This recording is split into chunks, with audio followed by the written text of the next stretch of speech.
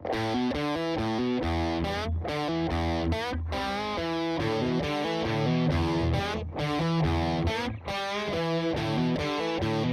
à tous, vous écoutez l'épisode 23 de Y'a plus de papier, un podcast d'Adrien et Mathieu sur l'écriture et le scénario. Salut Adrien. Salut Mathieu, ça va ? Oh ouais, ça va. Super. Oh super, on fait des accents ? Ouais. Ça va saouler tout le monde. Ce mois-ci, non, je rigole. Ce mois-ci, nous allons parler du métier de scénariste, qui est en fait finalement un freelance comme les autres. Gérer son temps et son argent, trouver des clients, se faire connaître et se faire identifier, toutes ces problématiques d'indépendants concernent également les scénaristes et nous allons en parler avec nos invités. Mais avant cela, nous tenons à remercier chaleureusement nos nouveaux tipeurs du mois qui sont Mathieu, roulement de tambour. Univers Fugace, Deso, Perrine, Martin Razi, salut Martin. Hussein, salut Hussein. C'est des anciens invités, hein, vous les aurez reconnus sûrement. Et alors attention, le pseudo le plus foufou qu'on ait eu jusque-là, Accrochez-vous. Essayez de le dire. X Blame to Workshop X. Un truc comme ça. Alors qu'il nous explique ce que ça veut dire, d'où ça vient, c'est rigolo. Merci à toi. Merci à Max, merci à Leïla, merci Adeline, merci Laurangère, j'espère qu'on prononce bien ton pseudo, Vincent, Benoît, et on salue le retour de l'ami Billy. Si comme eux, vous voulez nous soutenir financièrement et contribuer à notre podcast, suivez le lien Tipeee dans la description de l'épisode. Mathieu, bien évidemment, on n'oublie pas les autres tipeurs, tous ceux qui continuent de nous soutenir, on les remercie chaleureusement et on leur dit continuez comme ça. Bah oui, on vous aime. Alors il est temps de vous présenter nos invités et leurs spécialités. Nous recevons Dominique Dufour, freelance, consultant et formateur, spécialiste des réseaux sociaux et auteur. Rien que ça. Bah oui, bonjour à tous. Salut Dominique. Salut.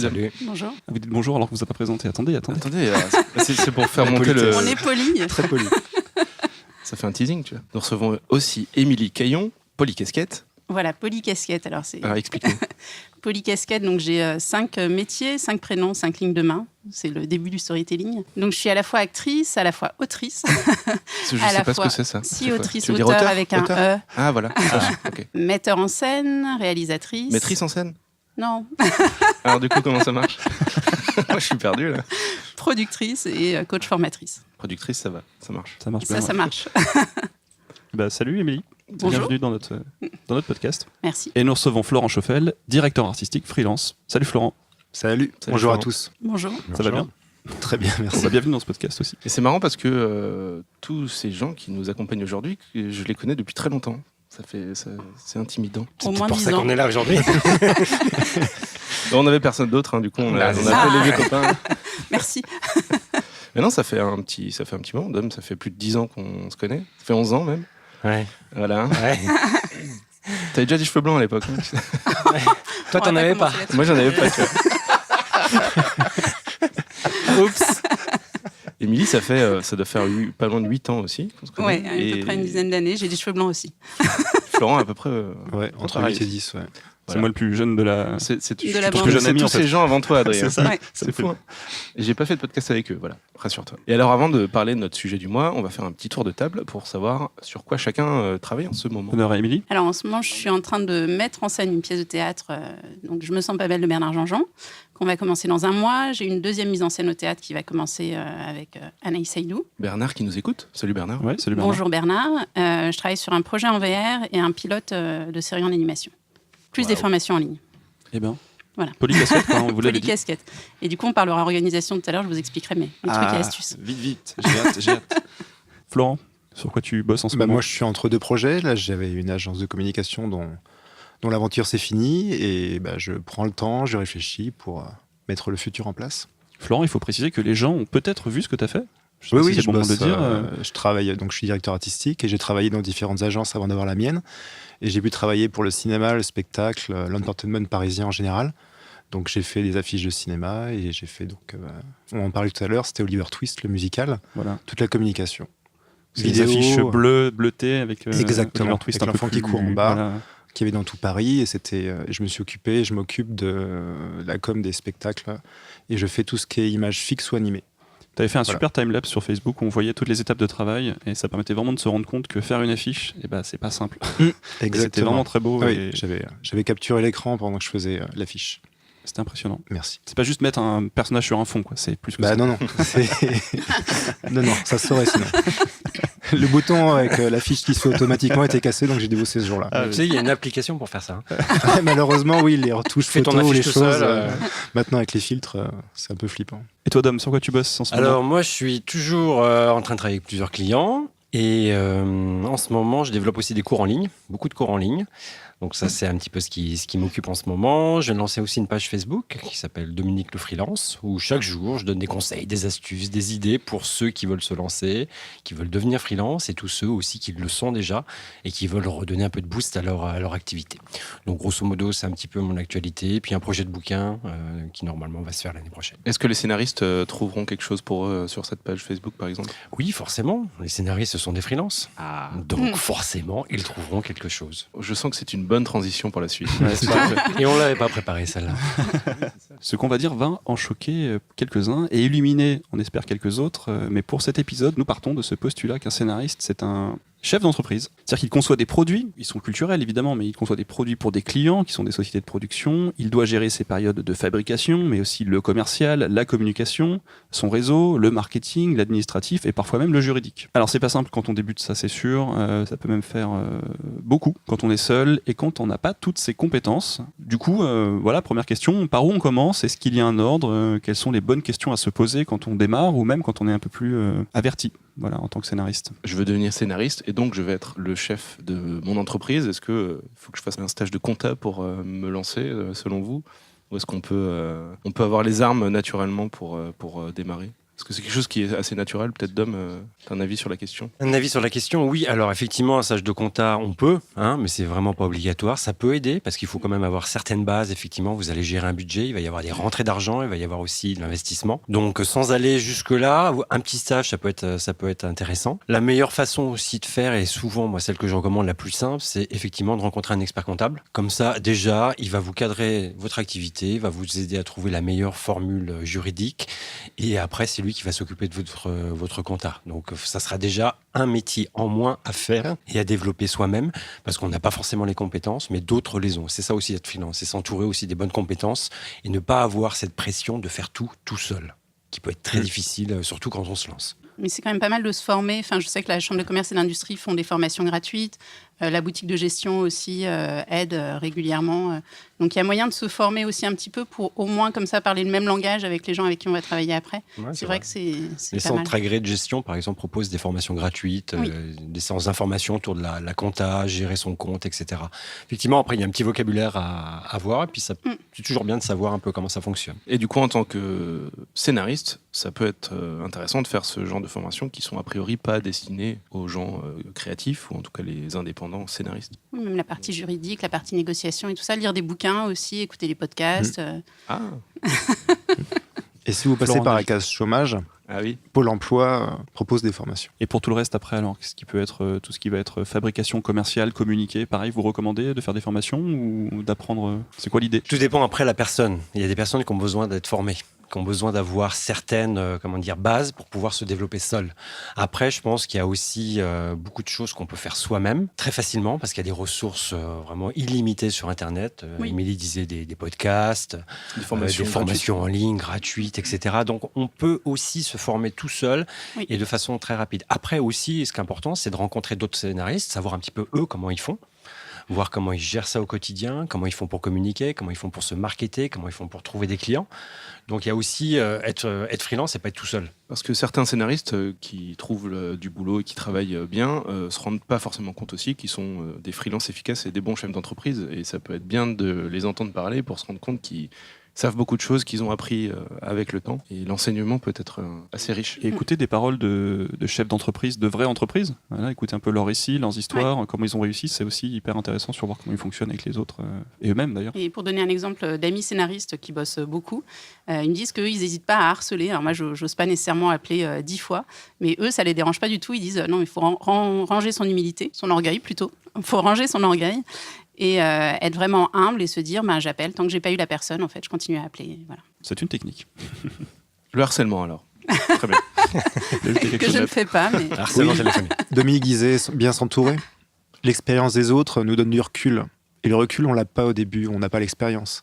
Et s'enrichir des autres, c'est primordial au début. C'est un peu ce qui revient, ce qu'on nous dit sur ce podcast d'ailleurs. Le témoignage de gens comme vous et comme d'autres invités sert aussi à ça. Après, c'est vrai, tout ce qu'on dit, c'est tout à fait vrai. Mais après, il y a aussi, moi j'aime bien aussi le mode action. J'apprends, je fais les choses et j'apprends derrière. D'accord ? Oui. Parce qu'on n'aura jamais toutes les bonnes compétences au Non. moment où on les désire. On n'aura jamais le bon entourage qui nous donnera les clés pour aller plus vite. Donc moi, souvent, ce que je dis, tu fonces. Comme disait Émilie, tu peux harceler au téléphone pour avoir la personne, etc. Et de ça, tu vas apprendre de tes erreurs et tu feras pas la même chose. Et tu isoleras, identifieras les points positifs et les points négatifs, tu les dégageras. D'accord ? Donc il y a aussi être en action, être en mouvement tout le temps. Et on n'aura jamais tout au bon moment. L'alignement des Oui. planètes, j'y crois pas. D'accord ? C'est nous Oui. qui allons faire en sorte que ça s'aligne ou pas. Et donc, il faut y aller. Et C'est bien de se préparer, mais à un moment, il faut y aller, quoi. on peut se préparer toute sa vie. Oui, c'est ça. Et puis, il Voilà. faut faire avec ce qu'on a là, ici, maintenant, et puis y aller, quoi. Tu Ça pars sera du pas principe, parfait. voilà, j'ai pas tout, ben c'est pas grave. Ce qui me manque, je Ouais. l'apprendrai plus tard. Et où je peux trouver la personne qui peut m'aider à combler ce petit trou-là. Oui, D'accord ? tu t'améliores au fur et à mesure et t'as pas besoin d'être parfait pour commencer, surtout pas. Et je trouve que c'est ça, être pro quand on est scénariste freelance, c'est de se dire que se voir comme un business. Et le business, il sera jamais idéal. Et c'est à nous de faire en sorte qu'il se rapproche de notre vision qu'on estime être idéale. Eh bien, que de sagesse. Et quand on se lance, la base, c'est l'organisation. Et c'est un gros chapitre finalement, parce Oui. que être organisé, c'est être efficace, et c'est pas facile. Alors, la problématique pour les freelances et pour les scénaristes, finalement, c'est de se dire comment bien gérer son temps et de s'organiser au mieux quand on travaille sur plein de projets différents, et on vous le souhaite d'ailleurs, avec plein de clients différents, et qu'on a aussi une vie personnelle. N'est-ce pas Ah bon ? Je sais pas, je me C'était disais pas le ça, sujet d'un peut-être, autre podcast, ça ? la vie perso peut-être. Alors comment gérer son temps ? Comment bien le gérer ? Est-ce que vous avez des choses à vous ? Moi, c'est la qui sont semaine de efficaces. 4 heures qui est hyper connue. Ah, tu Et peux en la parler un petit règle peu, Émilie des 20-80, c'est-à-dire qu'en fait, c'est vraiment se dire 20% des actions que je vais faire vont aboutir à 80% des résultats. Et 80% des choses que je fais vont aboutir qu'à 20% des résultats. Donc, c'est comment je me concentre sur les 20% qui vont vraiment avoir des résultats. Donc, je ne travaille que 4 heures par semaine par projet en disant quels sont les trucs qui vont faire vraiment avancer le projet. Et je me concentre là-dessus. C'est pour ça que quand on te croise souvent à la maison des auteurs, c'est pour ça que 80% du temps, on ne te voit pas beaucoup travailler. C'est pour ça. Ben voilà, tu vois, je fais une semaine de 20 heures en fait. Je fais 5 projets, une semaine de 20 heures, c'est bien. Le résultat, on est là. Le La reste semaine du de temps, je 4 prends heures, des c'est cafés. la semaine de 4 heures, c'est un entrepreneur qui l'a Ouais, Tim mis Ferriss. au point. Tim Ferriss, ouais. voilà. Lui, c'est, voilà, tu passes 4 heures sur un projet, pas plus.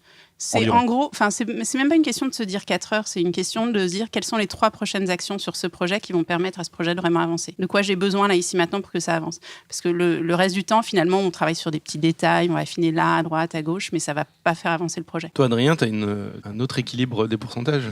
Oui, le 50-30-20. C'est une copine que je salue Marianne, qui m'avait à l'époque, j'étais un peu, voilà, je débutais et j'avais plein de projets partout et il y en avait trop. Et elle m'a dit, mais c'est simple, tu prends 50% de ton temps, tu le consacres aux projets qui te font bouffer aujourd'hui, qui te permettent de vivre. Tu consacres 30% de ton temps à ceux qui sont rémunérés à 6 mois et le 20% restant, tu vois ça pour vraiment le plus long terme, 1 an, voire plus. Après, ça peut s'équilibrer en fonction des projets et des personnes. Et c'est vrai que ça aide à faire le tri, en tout cas dans ce qu'on veut faire maintenant et ce qu'on fera plus tard. J'ai une petite règle toute simple quand je priorise sur mes projets. Quel est le client qui paye le plus rapidement ?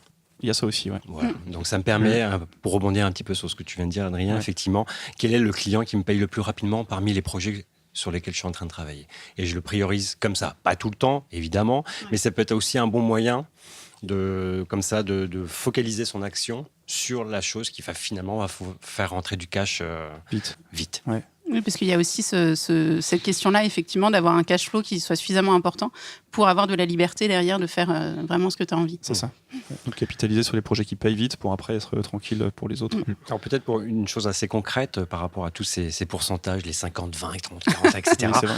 Moi, ce que je pense qui est important pour vous, surtout si vous vous lancez, ce qui est un petit peu le préambule, c'est d'avoir une routine. Créez-vous votre propre routine. Vous avez un agenda. Chaque jour, vous allez définir des plages horaires sur lesquelles vous allez travailler, sur lesquelles vous allez peut-être prospecter, sur lesquelles vous allez prendre du temps libre pour vous. D'accord ? C'est important de rentrer dans un périmètre et d'avoir un agenda dans lequel vous allez planifier des choses que vous allez faire. C'est-à-dire que le mercredi matin, par exemple, je sais que je vais travailler sur tel projet. Et tout ce qui va venir autour, ça ne rentrera pas dans cette plage horaire. Je le ferai l'après-midi. Donc, il y a aussi des petits ajustements comme ça qui sont très simples à faire. Mais l'agenda, souvent, c'est la meilleure base pour effectivement avoir de la visibilité, sur la semaine et pour pouvoir anticiper votre charge de travail à dispatcher tout au long de la semaine pour pouvoir répondre aux besoins de vos différents projets. Et s'y tenir. Et ça permet de se libérer la tête aussi, effectivement, des projets qu'on a dans la tête. Parce que quand on a 5 projets dans la tête, forcément, on ne peut pas. Et si on sait, celui-là, je m'occupe de toi un peu plus tard, c'est vrai que du coup, ça fait baisser la pression. Florent, tu voulais intervenir peut-être par rapport à ça ? Non, justement, c'était décharger ce qu'on a dans la tête pour bien travailler. Écrire la page blanche ou noter. Il y a tous les outils informatiques maintenant pour se décharger de tout ce qu'on a à organiser, pour pas avoir à y penser. Et pouvoir justement, dans les plages horaires qu'on s'est attribuées, pouvoir bosser efficacement. Dès qu'il y a quelque chose à faire, le noter. Oui, et le c'est mis de noter côté. et le mettre, voilà. C'est la page blanche, C'est une note. Oui. Après, moi, j'utilise beaucoup d'applis. Je ne sais pas s'il y a parmi les scénaristes, ça peut aider. J'utilise des outils de projets en ligne, par exemple, Basecamp. Il y a plein d'outils, Trello, AA, qui vous permettent justement de gérer tous vos projets en ligne en y faisant des to-do list, en y invitant également vos clients à l'intérieur, parce que vous avez des espaces de communication, ce qui évite de s'envoyer 150 mails avec des versions doc qui sont jamais les bonnes, etc. Donc, ça vous permet de stocker directement, par exemple, si un scénariste travaille sur un scénario, il peut directement poster ça, ouvrir ça à ses propres clients qui vont pouvoir faire les annotations directement dans l'application de façon à centraliser tous vos projets à un même endroit. Donc ça, c'est quelque chose que beaucoup de gens commencent à faire parce que ça aide vraiment. Et en plus, moi, j'utilise ce genre d'outils parce qu'ils ont des applications mobiles. Et le mobile, je l'ai toujours dans la poche. Ça m'envoie des notifications si un de mes clients réagit, s'il me pose une question, ce qui me permet d'être super réactif et d'être toujours au plus proche de mes projets. Malheureusement, les scénaristes ne sont pas toujours au top sur les outils, notamment les applis et tout ça. Ouais. On a pu le constater autour de nous. Alors moi, même si votre podcast s'appelle « Il n'y a plus de papier », je suis très papier. Une autrice très papier. T'as tout faux là, Émilie. Je sais. J'ai une question. Est-ce que vous conseilleriez, par exemple, de gérer son temps d'une certaine manière ? Est-ce qu'il vaut mieux, par exemple, réserver le matin pour travailler, l'après-midi pour faire autre chose ? Est-ce que ça dépend un peu après de chacun ? Mais est-ce qu'il y a des choses un peu évidentes dans une journée ou même dans une semaine ? Est-ce qu'il vaut mieux mettre ses rendez-vous à la fin, au début ? Est-ce qu'il y a une organisation de la semaine un peu type qu'il faudrait un peu suivre ? Pour les phases de création, Florent. c'est propre à chacun. Je sais que vous l'avez déjà évoqué ici, mais il y en a qui préfèrent bosser la nuit. Ça, on va en parler aussi pour les horaires de travail et autres. Il y en a qui bossent le matin au réveil, surtout pour l'écriture, pour les scénaristes et autres. Ça, c'est propre à chacun, je pense. Moi, ce que j'aime bien avec la Maison des auteurs, c'est qu'effectivement, c'est ouvert de 10h à 18h, donc on est censé travailler à ce moment-là. Après, moi, j'organise ma semaine aussi en fonction de l'énergie dans laquelle je suis. Il y a des semaines où on est très prolixe, et dans ce cas-là, faut suivre un peu le flow, et puis des semaines où on est un peu plus au ralenti, et dans ce cas-là, vaut mieux peut-être aller marcher, se faire une expo, faire autre chose, se couper en plein milieu de semaine, et puis quitte à rebosser le week-end. Alors, travailler le week-end, est-ce que c'est une bonne idée, selon vous ? Pour toi, oui. Des fois, c'est un peu obligé. Ouais. Est-ce que c'est une règle, peut-être, pour vous, Florent, Dom ? Alors moi, j'ai fait l'exemple inverse. Donc, quand on commence, on dit on travaille pour soi, pour son projet. On est passionné, on est tout ce qu'on veut, on est ultra motivé. On entend à droite à gauche des anecdotes ou des gens qui n'ont pas pris de vacances ou qui bossent les week-ends, qui bossent la nuit. Je sens qu'on va entendre une autre anecdote. Là. Et arrive la mienne, et avec mon ancienne agence, j'ai fait ça à l'extrême sans m'en rendre compte. Je côtoie en plus des chefs d'entreprise régulièrement dans une association que j'ai, Affaires d'équipe. Et on échange, et puis on parle du temps pour soi, du temps pour se ressourcer. Et puis, en fait, moi, je prenais tous les appels d'offres possibles, et je bossais 20 heures sur 24. J'ai fait ça 6 mois. Waouh. J'étais blanc comme un cachet d'aspirine. J'ai pas pris de vacances presque pendant 8 ans, à part un jour ou deux par là. Et je suis parti en vacances il y a 2 ans, pendant 2 semaines. Et je peux vous dire, quand je suis revenu, ça a bousculé pas mal de choses, puisqu'il y a eu une sorte de réveil, de prise de conscience. Et pourtant, je me rendais pas compte. Et j'avais entendu cette leçon X fois, mais le nez dedans, vous ne le voyez pas. Et au final, tous les appels d'offres que j'ai passés dans cette période-là, je les ai pas eus. Avant, je n'avais raté aucun. T'as pas bien compris le livre de Tim Ferriss. Je ne l'ai C'est pas 20 heures par semaine. 20 heures par pas semaine, par jour. voilà, pas par Non, mais c'était voilà. J'avais des occasions que je pouvais pas rater, sauf que à trop vouloir en faire, j'ai très bien travaillé, mais il n'y avait pas ce que je mettais en plus d'habitude. Je faisais bien les choses, mais pas le petit truc en plus qui fait que le client va dire tiens, cet appel d'offres, c'est vous que je sélectionne. Ça a trop en faire, du coup, tu as perdu un peu en qualité finalement. C'était bien, mais il n'y avait pas le petit truc que moi j'estime pouvoir apporter au client en plus d'un autre. Voilà. Et qu'est-ce que tu en retires aujourd'hui ? Prendre des vacances. Prendre des vacances, ouais. Penser à soi. Il y a un équilibre pour tout. On en parle là. C'est quelque chose qui va revenir souvent, je pense, dans ce podcast, l'équilibre entre le démarchage, entre tout, et penser à soi. Non, mais t'as raison, Florent, c'est exactement ça. C'est en fait, la notion du week-end, pour moi, elle vient du milieu du salariat. D'accord ? À partir du moment où je suis à mon compte, le week-end, ça peut être mardi, mercredi, le week-end. C'est ça, exactement. C'est moi qui décide, en fait, du week-end, d'accord ? Je décide si... là, je suis en week-end en ce moment avec vous. D'accord ? Parce que je sais que je travaillais pas ce matin. Chaque fois que je te vois, t'es en week-end, on dirait. écoute, qu'est-ce que tu veux, je m'organise bien, moi. Non, mais c'est ça le truc, c'est que le week-end, effectivement, je le prends quand je veux. Et effectivement, des samedis et dimanches. Moi, j'aime bien travailler le samedi et dimanche parce que justement, j'ai le temps de me poser, j'ai pas les mails des clients, etc. Ouais. Et c'est généralement là que je fais avancer tous mes projets dits perso, mais qui généralement me génèrent après de l'activité. Donc, mais je rebondis sur ce que tu disais, Florent. Effectivement, prendre du temps pour soi, c'est important. La santé, faire du sport. C'est bête, mais faites du sport. Marchez, courez, du vélo. Oui, voilà, moi, j'en fais beaucoup. Et il y a 3 cyclistes autour de la table, attention. Mais c'est vachement important parce que si vous êtes malade, vous pouvez pas bosser. Ça, c'est clair. D'accord. Donc, c'est vous, votre outil. C'est notre corps, finalement, c'est notre outil. Et à moins de payer une prévoyance, des dispositifs qui vous permettent justement de combler les jours où vous ne travaillez pas parce que vous êtes malade et souffrant, prenez soin de vous, c'est vachement important. Alors, pour certains, ça va être le grand week-end. Pour d'autres, ça va être une demi-journée dans la semaine. Comme tu disais, Émilie, effectivement, une petite expo, aller au cinéma ou aller se balader, simplement faire autre chose, une bonne sieste. Les jeux vidéo. Oui, vous en avez parlé dans un précédent podcast. C'est vrai. Dans les routines de travail. Prendre une demi-journée pour, dans votre routine, intégrer une demi-journée ou quelque chose pour vous recharger. Il arrive régulièrement, Adrien et moi. On se dit, bon, on joue. Mais jouer, c'est essentiel et c'est tout le travail aussi de The Artist Way, Julia Cameron.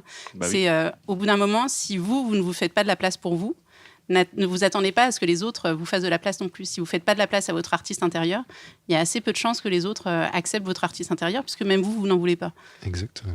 Il y a un truc important aussi, c'est, je le remarque, les gens se mettent beaucoup de pression et ont du mal à accepter qu'il faut prendre du temps pour soi. Il y a une espèce de truc où on se met là, ah c'est dur, j'y arrive pas, je culpabilise. Culpabilité, c'est difficile à gérer, et c'est mal. Alors que faire une sieste, c'est mal parce que pendant ce temps-là, le temps, lui, il tourne et les gens font plein de choses et moi je dors. Oh là là.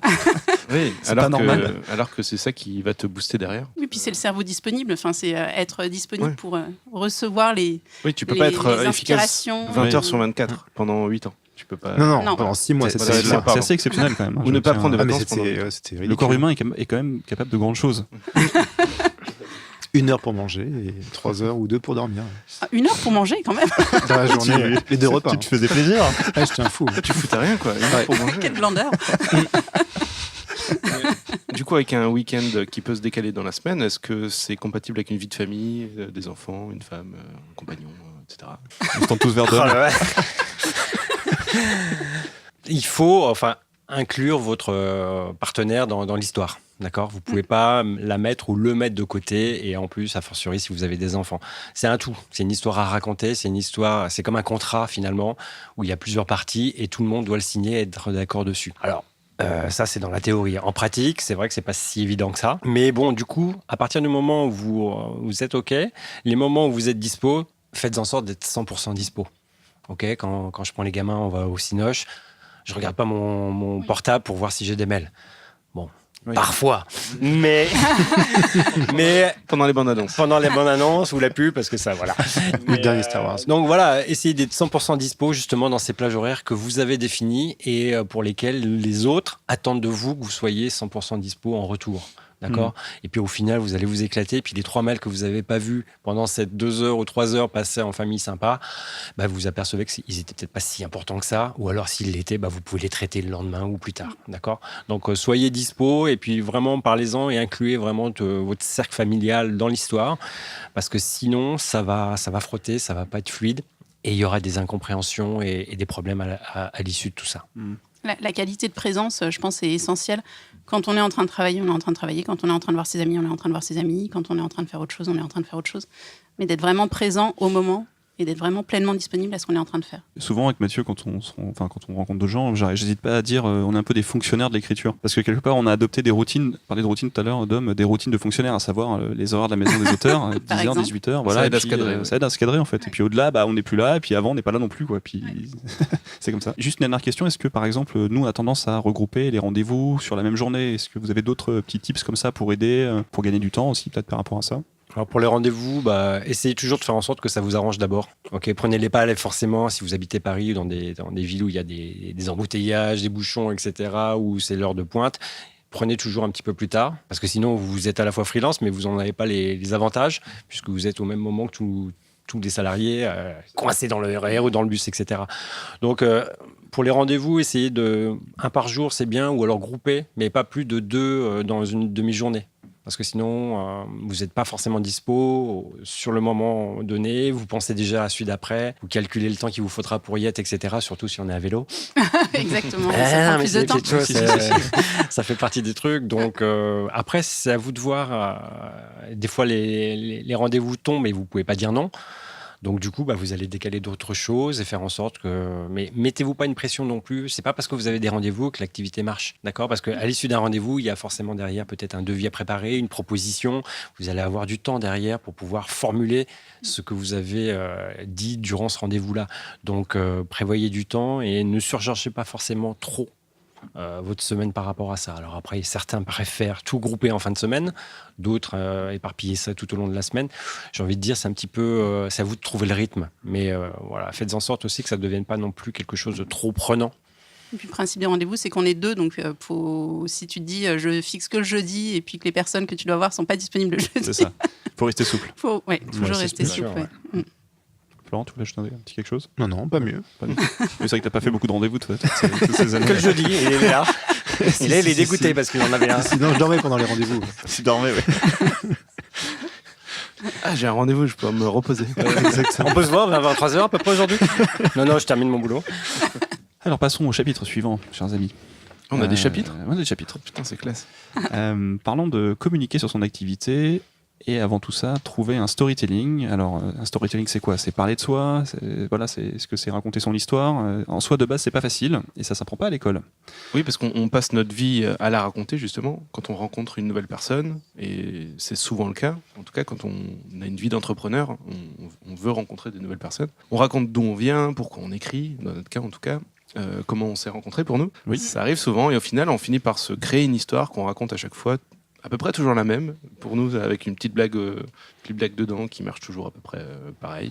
Donc cette petite blague permet de savoir si l'interlocuteur est sympa ou non. Ah oui, c'est un test. C'est un test. Donc s'il rigole, il est sympa. Voilà, c'est c'est ça. Et ceux qui rigolent pas, peut-être que la blague est pas drôle non plus, non ? Peut-être. Non, c'est pas ça, non. Ah, je me disais aussi. Ça permet aussi de ne pas hésiter, de ne pas chercher à être original à tous les coups. Et si on a un truc qui est bien rodé et efficace, autant le dire à chaque fois, parce que la personne en face, elle ne connaît pas ton histoire, donc autant lui raconter de la manière la plus efficace. En tout cas, pour nous, c'est comme ça. Alors le problème, du coup, c'est quand on démarre... Dominique n'est pas d'accord. Ouais, non plus. Non, mais ça, après, donc là, c'est un peu ton pitch, finalement. Hein, c'est un peu le pitch elevator. Après, une des composantes... Pitch de qui on est. De qui on est, ok. Ouais. Après, ce qui est intéressant, c'est de savoir à qui tu veux le dire. Oui, c'est Pour ça. pouvoir intégrer aussi des éléments dans ton pitch. Ton pitch, moi, je trouve, quand je me présente, j'aime bien toujours laisser la personne d'abord se présenter. Parce que du coup, ça me donne des indications sur qui elle est, ce qu'elle fait, etc. Comme ça, moi, après, derrière mon pitch, je l'adapte en fonction de mon interlocuteur. D'accord ? Si c'est quelqu'un, par exemple, qui travaille, je sais pas moi, dans les réseaux sociaux, qui travaille dans le e-commerce, ces deux mots-clés vont faire tilt dans ma tête et je vais trouver peut-être des références ou des exemples de choses que j'ai faites pour lui dire qu'est-ce que je fais. D'accord ? Donc, ça me permet tout de suite d'avoir des atomes crochus avec la personne et de parler à peu près le même langage. Donc, c'est aussi des moyens. Effectivement, je suis d'accord avec vous, il faut avoir une base.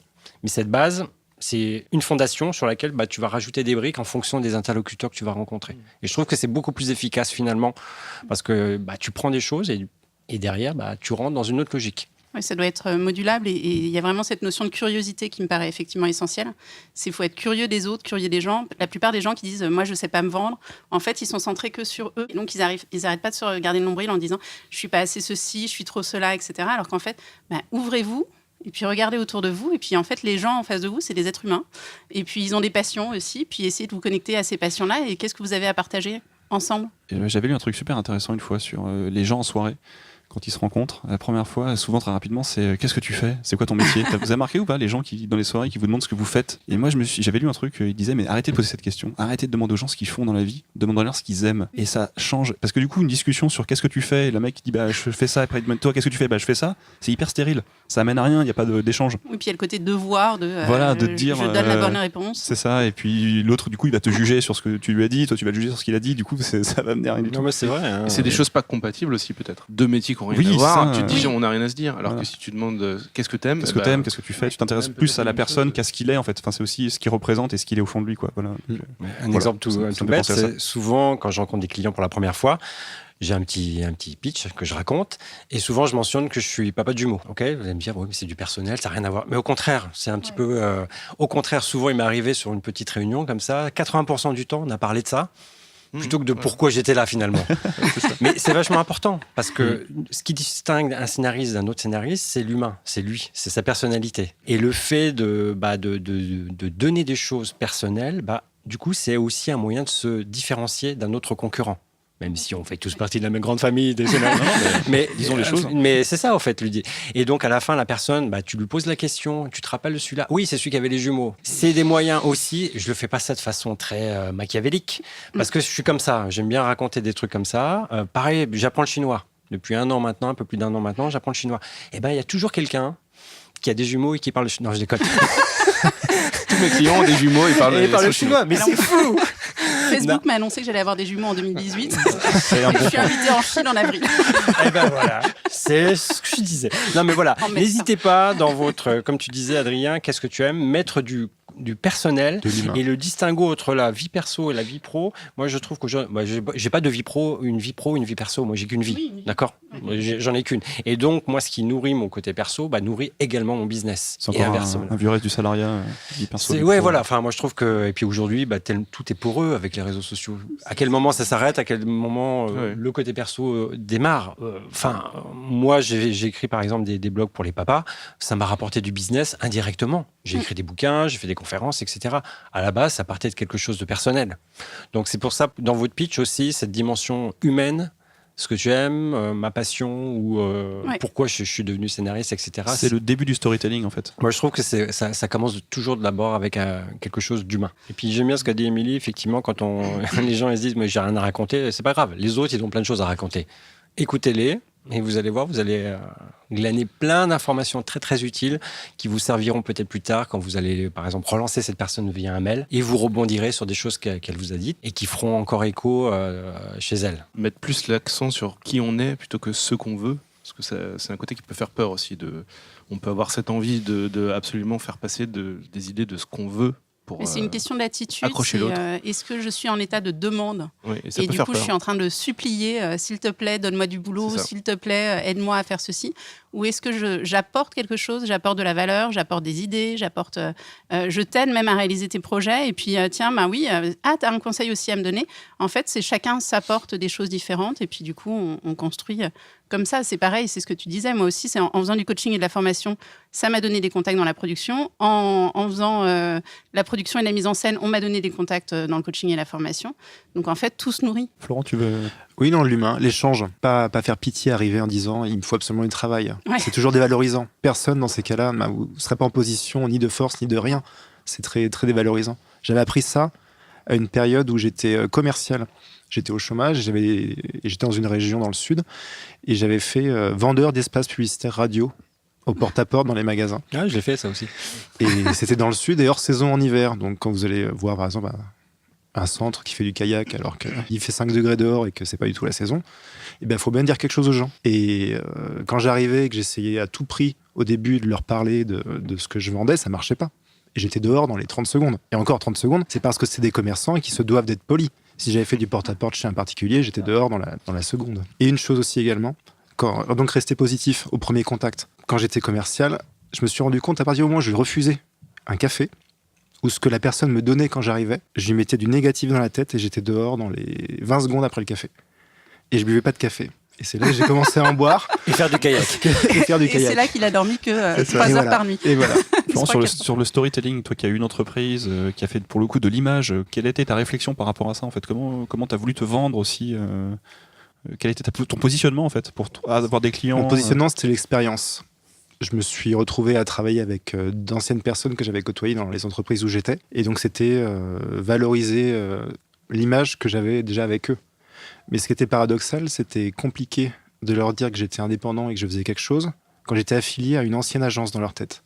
J'étais dans une case et j'ai dû rééduquer leur façon de me voir pour pouvoir être vu comme ce que je leur proposais comme service. Ils ne comprenaient pas au début. Mais après, ils sont revenus. Au début, donc, il y avait peut-être des réponses négatives à des gens qui pourtant me considéraient comme professionnel et qui ensuite, quand ils ont assimilé le message, sont revenus vers moi. Il y a eu un temps, il y a eu 6 mois, 1 an, où après les gens ont fini par revenir. Et donc oui, positionné sur l'expérience. D'accord. Ouais. Mais c'est vrai que mettre en place une communication, ça prend du temps. Enfin, ça se fait pas du jour au lendemain. Excellente transition, Émilie. Décidément, vous êtes fort pour enchaîner nos transitions. Alors, comment on communique sur son activité quand on est freelance, quand on est scénariste et surtout quand on est débutant? On parlera aussi des auteurs un peu plus chevronnés tout à l'heure. Ça vous scotche, hein, ce que je veux dire. C'est pourtant, j'avais lu le scénario avant et tout, mais alors, comment communiquer sur... il y a plein de façons. Après, faut avoir en tête à qui on veut adresser tout ça, finalement. Faut trouver des cibles. D'accord, faut se dire voilà, je vais raconter ça, pourquoi je le raconte et pour qui je le raconte. Et souvent, quand je conseille des freelances, effectivement, je leur dis, ils me posent cette question-là. Qu'est-ce que je vais raconter? D'abord, à qui tu veux le raconter et c'est quoi les problèmes que ton expertise est censée résoudre pour les personnes à qui tu l'adresses. Partez toujours des problèmes de vos futurs potentiels clients. Alors pour un scénariste, je sais pas trop, mais il faut voir peut-être avec les besoins. Il faut que le producteur réussisse à vendre un projet à une chaîne pour pouvoir continuer à vivre. Donc finalement, c'est pas si éloigné que ça. Donc quel est le problème majeur de vos clients et en quoi votre expertise les aide à résoudre finalement ça? Donc à partir du moment où tu as ton storytelling, tu as ta cible, tu as ton audience, vers qui tu vas adresser tous ces messages-là. Après, il faut commencer à rédiger des choses, à écrire des choses. Ça peut être des photos, ça peut être des vidéos, ça peut être un podcast, ça peut être des posts sur Facebook ou des tweets, ou rentrer dans des conversations sur lesquelles vous avez des choses intéressantes à apporter sur LinkedIn ou Twitter, par exemple. Je pense qu'aujourd'hui, il faut utiliser... Mathieu, tu disais tout à l'heure que les scénaristes n'étaient pas très mobiles, sur toutes les applications et tout ça, etc. Mathieu. Je suis pas scénariste, c'est pour ça. Ouais, c'est pour ça. Voilà, tu s'expliques. Mais je pense que vous avez des terrains d'expression aujourd'hui qui sont gratuits et qui vont toucher tous vos potentiels clients, parce que tous vos potentiels clients sont sur ces outils-là aujourd'hui. Donc ça fait trop bizarre si vous n'y êtes pas. Moi, je pense qu'il y a une proximité digitale à créer quand vous êtes un scénariste et a fortiori quand vous débutez. Soyez présent là où sont vos futurs potentiels clients. Les réseaux sociaux, on va y revenir dans quelques minutes, mais avant ça, j'aborde une technique, un outil qui est vieillissant peut-être. Le site internet, est-ce que ça a un intérêt pour un scénariste freelance de se créer son site? Ça peut être intéressant d'avoir une plateforme, c'est-à-dire prénomnom.com. Le nom du scénariste, vous réservez votre prénom et nom pour avoir votre nom de domaine. adrienmathieu.fr, par exemple. Par exemple. On vous connaît par votre prénom, votre nom, ça sera beaucoup plus simple pour vous trouver. Alors, le site internet, j'ai envie de te dire, si tu as de l'argent pour en faire, c'est pas très très cher, mais il faut quand même acheter de l'hébergement, faut acheter un petit investissement. Un petit investissement, pas énorme. Qui est pas énorme. 20 € Ok. par an. Mais si vous n'avez pas les compétences ou si vous pensez ne pas les avoir, à la limite, vous faites votre page Facebook, vous créez votre compte Twitter et ça y est, vous avez déjà votre présence et vous pouvez commencer à raconter vos histoires sur ces outils-là. D'accord ? Je dirais que c'est un peu obligatoire, mais pas forcément fondamental, surtout au moment où vous vous lancez. Commencez pas à dépenser de l'argent sur ça, parce que c'est pas ça qui va faire qu'on va faire appel à vous, parce que vous avez un site internet ou pas. Non, mais par contre, c'est vrai que quand tu as un rendez-vous avec quelqu'un, c'est vrai que souvent les gens, avant le rendez-vous, vont regarder un peu sur Internet. Qui tu es, ce que tu fais, Ouais, je l'ai fait etc. pour vous. Et t'es venu quand D'ailleurs, même. Florent, faudrait qu'on en reparle. J'ai trouvé des trucs. Non, mais c'est logique. Mais si effectivement, tu as ton profil LinkedIn déjà à jour, voilà, c'est déjà la base. Oui. Et alors, on s'adresse à des scénaristes principalement. On est scénariste. On est dans un cœur de métier qui est l'écriture. Est-ce que c'est utile d'avoir un endroit où on montre justement qu'on sait écrire, par exemple? Nous, on a créé ce podcast et au début juste pour nous amuser et parce que ça n'existait pas, mais c'était pas une stratégie, mais ça aurait pu l'être. Est-ce que, par exemple, avoir un site et son blog, ça peut être une stratégie quand on veut montrer qu'on sait écrire, par exemple? Une chaîne YouTube. Un blog, c'est vrai que ça paraît pas mal. C'est le bon outil pour un scénariste. Ouais. Après, c'est bien, c'est des bons outils, mais après, c'est que des outils. Qu'est-ce que vous allez raconter? À quelle fréquence vous allez poster vos articles? Est-ce que vous aurez le temps? Quand vous allez travailler sur un gros scénario, est-ce que vous aurez le temps de vous ménager des plages pour pouvoir continuer à écrire sur le blog? Le blog, c'est qu'un outil. C'est pas qu'une façade, en fait. Non, c'est pas qu'une façade. Et puis, si vous lâchez l'affaire parce que vous avez beaucoup de boulot, mine de rien, si par exemple, je suis une maison de production, je vais sur ton blog et je vois que ton dernier billet date d'août 2014... ça raconte quelque chose. Ça raconte quelque chose. Oui, ça raconte D'accord, que tu as été débordé. Et que t'as bien oui, mais bossé. que tu as mal... Ouais. Peut-être. Aussi. Ou indirectement, je me dis, oui, mais ça sert à quoi d'avoir un blog? Il a du boulot, il arrête son blog. Ouais. Donc moi, je vois Tu ça vas aussi. plus aller vers quelqu'un D'accord. qui a du boulot et qui continue son blog. Bah oui, Il se dit, je vais l'engager sur un truc, on va lui proposer autre chose, il va arrêter. il va ce que je lui ai arrêter. demandé. Donc je veux dire que Ah, mais c'est ces vrai. outils-là, c'est important et pour des scénaristes qui aiment bien écrire, c'est la clé. Un blog, c'est très bien, mais il faut une régularité. Et on reparlait tout à l'heure de la routine. Il faut l'inscrire après dans sa routine quotidienne et prévoir du temps pour pouvoir rédiger. Quitte à faire moins, mais faire plus régulier. Ouais, tout à fait. Mm. Moi, pendant des années, j'ai écrit sur des blogs, mais mes billets, ils faisaient pas 150 km. C'était 5-6 lignes. Et ça suffisait. Si je pouvais dire de façon très raccourcie une idée, un conseil, une astuce, etc. en très peu de lignes, ça me suffisait. Mais l'important, c'est de pouvoir livrer régulièrement. Ça, c'est important. Tu bloguais des tweets en fait. Bah, dans l'idée du blog, on pense évidemment à celui de... Oui, mais j'allais déjà à 280 caractères. C'est ça. Précurseur. Dans C'est le vrai blog que- scénariste, on pense à celui de Nathalie Lenoir, Scénario Buzz, dans lequel, ce qui était très chouette de sa part, c'est qu'elle a proposé du contenu. En fait, elle apprenait des choses aux gens. Joyeux anniversaire. Oui, c'est ça. 8 ans. encore une fois. Et elle a proposé des choses aux gens. Les gens, voilà, et du coup, ça lui a donné une très belle visibilité. Et c'est clairement mérité. Et du coup, ça, pour le coup, voilà, elle a réussi à faire parler d'elle de cette manière avec ce blog. Alors du coup, voilà, ce blog-là existe. Alors pour les autres, qu'est-ce qu'on fait alors Moi, je trouve que c'est important pour un scénariste de montrer ce qu'il sait faire. Enfin, moi, je suis une maison de production, tu me dis que tu es scénariste, ok, mais qu'est-ce que tu as fait? Où je peux voir ce que tu as écrit? Où je peux voir des choses concrètes qui montrent ton talent? Pour moi, ça me paraît indissociable, enfin, d'avoir quelque chose, un espace sur lequel le scénariste va commencer à raconter des histoires, ou rebondir sur l'actualité, ou inventer des dialogues. Enfin, je sais pas, il y a plein de formats plein de formes à penser. Ouais. à penser, à imaginer, mais il faut que je puisse voir des choses concrètes. Si je ne vois rien, ça va être compliqué pour moi. Et même si j'ai pas sorti de film au cinéma, même si voilà. Ça, c'est- Oui, mais tu peux partager même, enfin, tu vois, par exemple, si tu es réalisateur et que tu aimes la photo, tu vas pratiquer la photo ou tu vas montrer des photos de gens qui t'inspirent ou tu vas partager. En fait, partage vraiment ce que tu aimes, ce qui te plaît, ce qui te motive et c'est là que les connexions vont se faire. Enfin, j'ai 2 réalisateurs qui ont souhaité me rencontrer simplement parce qu'ils aimaient ce que je partageais, aussi bien en conneries, aussi bien en trucs social engagés, aussi bien... en trucs très plastiques, très graphiques. Hmm. Donc voilà, c'est un univers en fait. Tu partages un univers avec d'autres personnes. Florent, toi qui es plus dans l'image, du coup, en quoi ça peut aider les scénaristes qui ne sont pas dans l'image justement, qui sont dans les mots? Est-ce que tu as un conseil peut-être par rapport à ça? Je pense que c'est surtout sur l'écrit, justement. L'image, ce que disait Émilie dans ces cas-là, les passions qu'on partage ou ce que vous voulez mettre en avant. Tous les réseaux sociaux permettent de faire voir ce qu'on aime. Donc, Oui, c'est plus. Alors là, on est plus sur les réseaux sociaux où on partage facilement plein de choses diverses et variées sans avoir forcément un site. Et en tant que scénariste, est-ce que, selon vous, il faut être présent sur les Mais réseaux sociaux? Même, Guillermo del Toro, par exemple, il disait 50% de mon boulot, c'est d'écrire et 50% de mon boulot, c'est de communiquer. Et Voilà. ça, c'est un truc qui est très, très américain, qu'on n'a pas beaucoup dans la culture française, parce qu'on a l'impression que ça se fait comme par magie. Et c'est pas vrai, ça se fait pas comme par magie. C'est effectivement du travail, il faut passer du temps à communiquer, à dire ce qu'on est en train de faire, etc. Parce que les gens peuvent pas le deviner, tout simplement. Et c'est extrêmement important de faire savoir où on en est, ce qu'on est en train de faire. Alors, est-ce qu'il faut être présent partout? J'ai envie de dire, oui, il faut être partout. Il faut être partout. Pour moi, il faut être partout. Même si je ne suis pas super actif sur certains, je vais avoir, de toute façon, au fil du temps, vous allez avoir des préférences pour certains canaux, certains réseaux. Mais je pense qu'il faut être partout. Même si vos cibles, par exemple, les maisons de production ne sont pas forcément sur Instagram, allez-y. Ne serait-ce que simplement pour apprendre à décoder comment les gens postent des photos, comment ils véhiculent leurs histoires à travers du visuel. Moi, je trouve que c'est des choses bonnes à prendre et être présent là-bas, même s'il y a encore personne d'un point de vue business, au moins quand il y aura peut-être des gens qui seront d'un point de vue business intéressants, vous y serez déjà, vous connaîtrez déjà tous les codes et les usages en vigueur sur tel ou tel réseau.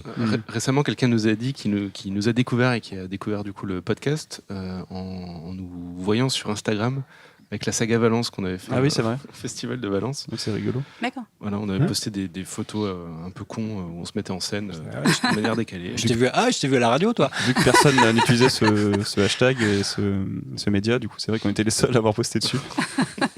Du coup, il a découvert le podcast. Florent, est-ce que tu partages des choses, toi, du coup Tu as partagé des choses, ton travail oui, à l'époque, par exemple, quand je crée de l'image, que ce soit donc fixe ou animée, et je passe par une phase préparatoire, souvent dessin. Il faut prendre le temps de faire ça pour créer, pour structurer un visuel. Et tu me parlais tout à l'heure du timelapse que j'avais fait. Avant ça, il y avait des images dessinées. Et souvent, je mettais des phases préparatoires avec le résultat, le rendu final à côté. Donc en split screen comme ça. À l'époque de l'agence, je mettais du contenu.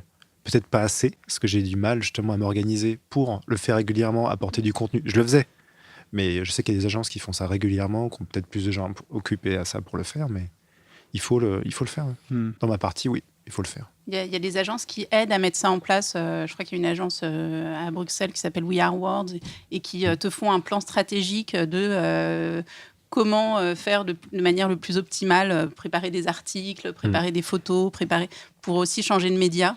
Tu vois, pas tout le temps partager que des articles ou que des images. C'est quelque chose qu'on entend souvent. Nous on dit oui, c'est bien d'être sur Twitter, sur Facebook, sur machin. Et ce qu'on entend souvent, c'est ouais, mais est-ce que ça va pas me prendre trop de temps? Je vais plus écrire si je fais tout ça.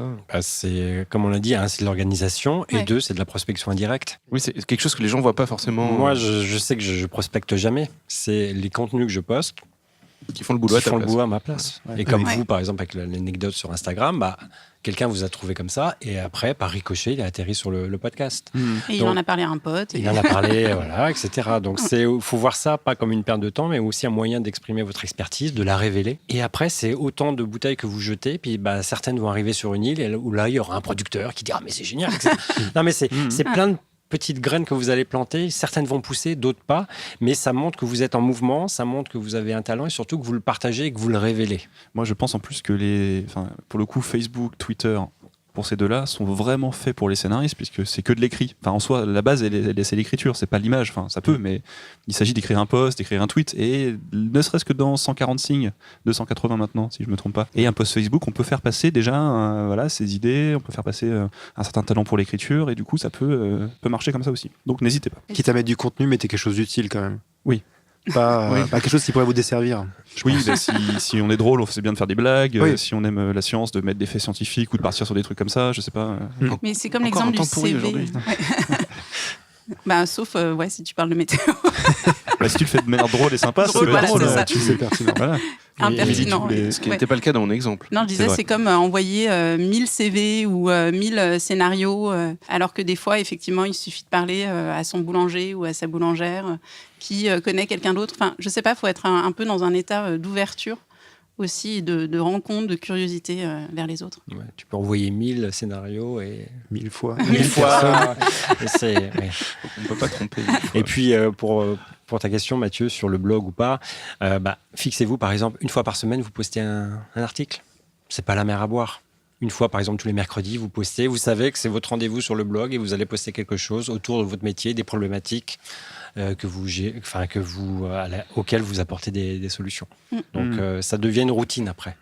Et le blog a un autre avantage, et là, ça fait le lien avec d'où on se connaît, Dominique. À l'époque où je travaillais avec toi, je devais écrire des articles de blog très régulièrement. Je crois que j'ai déjà raconté dans ce podcast. Ah, t'as travaillé avec moi, mais c'était moi le gars. C'était moi le gars qui écoutait de la musique. C'est là que je te connaissais. Depuis tout à l'heure, j'arrivais pas à me... Le fait d'écrire tous les jours du contenu, ça m'a appris aussi à écrire vite, à écrire efficacement. Et ça peut servir au final. On se dit, est-ce que je vais y arriver une fois par semaine, écrire un article de blog? Mais en fait, c'est super simple. Après, ça devient une vraie routine. Et à partir du moment où et ça sert dans l'écriture de scénarios aussi après. Parce que t'es rapide et tu sais que la semaine prochaine, tu vas avoir un sujet à écrire. Donc, entre le moment où tu as terminé le précédent blog et le prochain, ton cerveau il va travailler presque en tâche de fond. Il va trouver des idées de lui-même et quand viendra le moment où il faudra que tu rédiges, tu auras déjà tes idées. Et ça, j'ai pu m'en rendre compte. J'ai fait des podcasts. Moi aussi. Il n'y a pas que vous, les gars. D'ailleurs, je faisais la minute du freelance et j'en ai fait 100 d'affilée pendant 100 semaines. Tous les dimanches, j'en postais une. Et en fait, on me disait, mais tu trouves où les idées? C'est simple, en fait. À partir du moment où tu en fais une, tu sais que la semaine prochaine, tu en as une autre à faire. Donc, du coup, tu vas être réceptif, comme tu disais, Émilie, à la discussion avec la boulangère ou machin comme ça. Et donc, tout va venir après s'articuler tout simplement comme les pièces d'un puzzle que tu vas construire au fur et à mesure. Et puis, tu peux même te faire une liste, c'est-à-dire te prendre une heure et dire, OK, si je devais dire quelles sont les 20 prochaines thématiques qui pourraient m'intéresser, sur lesquelles je pourrais écrire, ça serait ces 20-là. Et puis te dire, par exemple, là, j'ai une après-midi, je me sens pas de bosser sur tel ou tel projet, je suis plus dans une énergie un peu plus superficielle, donc je vais plus blog, répondre vite fait à une problématique, j'écris un article, 2 articles. Voilà, tu planifies après pour la semaine 1. Avant de s'y mettre, ça peut paraître énorme. Une fois qu'on est dedans, quand tu es organisé, ça va plus. C'est comme vous écrivez un scénario, j'imagine que les premières lignes sont Ouais, c'est toujours s'y mettre qui est dur. Non, mais c'est ça. Une fois que Ouais. c'était dans l'histoire, après ça part. Appliquez en fait ce que vous faites d'un point de vue professionnel à votre propre communication. Pourquoi vous êtes pro d'un côté et pas pro de l'autre? Et c'est l'heure du fun fact. Il faut seulement 20 jours pour avoir une habitude. 21. Oui, 21. 21 Voilà. jours, ouais, Donc 3 c'est pas, semaines. c'est pas beaucoup en fait. Hein. Ça fait que 10 jours que je fais du vélo. Allez, encore. Tu es pressé. Dominique, tu as écrit un livre qui s'appelle Je suis freelance.com. Oui. Et un sous-titre que j'ai oublié. C'était développer votre activité grâce aux réseaux sociaux. Voilà. À propos de réseaux sociaux, justement. Et dedans, tu listes les faux pas à ne pas commettre sur les réseaux sociaux. Très intéressant pour le coup. Il y a déjà pas mal de choses à respecter. Je vais les lister, puis tu pourras rebondir après dessus ou pas. Ne pas mettre de bio, ne pas se présenter. Ne pas mettre d'image de soi. Alors, je peux rebondir tout de suite peut-être, non? Les deux vont ensemble en plus. Donc, Ok, ouais. Donc, quel que soit le réseau social que vous choisissez, mettez votre photo. Alors, peut-être certains d'entre vous ont peut-être un logo pour leur entreprise, s'ils opèrent en tant qu'entreprise, etc. Mais moi, je fais pas du business avec un logo. Je fais du business avec une personne. Donc, c'est un bon moyen aussi de vous rappeler à la personne. Il y a un petit truc, si vous utilisez une photo, utilisez la même sur tous les réseaux sociaux où vous êtes présent. Comme ça, c'est plus simple parce que moi, par exemple, j'ai un prénom. Non, mais c'est vrai, moi, je m'appelle Dominique Dufour. Il y en a 250 000 en France. Ah oui. Ok, donc c'est en utilisant la même photo sur tous les réseaux, la personne avec qui je suis en contact sur l'un, qui veut me suivre sur un autre, me reconnaît tout de suite. D'accord? Donc la bio, c'est très important aussi. Et là, la bio, c'est aussi, moi je pense que vous avez très peu de signes, vous avez même pas 100 caractères, quel que soit le réseau social sur lequel vous êtes. Mais c'est là l'occasion de montrer votre talent de scénariste et de manieur de mots. D'accord? En 70 caractères, vous devez trouver quelque chose, raconter une histoire, nous faire tout de suite rentrer dans un univers. Et ça, je pense que c'est indispensable. La photo, la bio. Vaut mieux quelques mots peut-être mal choisis au début, mais quelque chose mieux que rien. C'est pas grave. Vous mettez à la limite, vous partez du fait. Je suis scénariste. Voilà. Non, mais c'est vrai. Et puis au fur et à mesure, déjà mieux que rien. C'est mieux que rien. On sait déjà ce que vous faites. Et après, de toute façon, la bio, moi, je la change tous les 6 mois, tous les 1 an, parce que mes projets changent.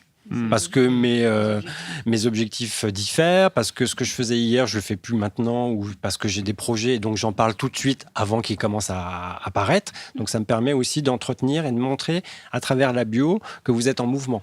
Et n'oubliez pas, notamment sur Twitter, si quelqu'un vous retweet, on va toujours chercher la source souvent. Donc, c'est-à-dire, on va cliquer sur la personne qu'une personne qu'on connaît a retweeté. Donc, et si on arrive sur votre profil et on ne sait pas qui c'est, voilà. Donc, du coup, c'est quand même mieux qu'on sache qui vous êtes. Alors, d'autres faux pas à ne pas commettre sur les réseaux sociaux, ne pas mettre de lien vers quelque chose. Oui, par exemple, si vous avez, on parlait du site internet, on parlait du blog, vous avez mis votre site internet, les gars, avec le lien après à l'intérieur, on peut accéder au podcast. Enfin après, mettez effectivement sur un canal. Si quand vous êtes sur un canal, si par exemple LinkedIn est votre canal de prédilection, il faut qu'il y ait un moyen, par exemple, qu'on puisse aller sur votre site internet, sur votre compte Twitter. Donc, jouer le côté Cross-média. cross-média ou Interconnecté. le maillage, en fait. Ouais. D'accord? C'est important. Publier n'importe quoi. À ne pas faire. Non, oui. Ça paraît évident. Parler des projets en cours. Vaut mieux en parler une fois que c'est fait plutôt que. Ah de oui, montrer non, moi je quand c'est pense en que train c'est d'être toujours fait. important de. Plus tôt on en parle, mieux c'est. Alors évidemment, il y a. Oh oui, mais si j'en parle trop, les gens vont me piquer l'idée. Un, les gens ils ont autre chose à faire, déjà. Ça, c'est vrai. 2, les gens ils ont aussi des idées. Pourquoi ils iraient piquer la tienne et pas celle d'un autre? Et 3, le fait d'en parler très tôt, ça évite aussi peut-être d'autres d'avoir la même idée.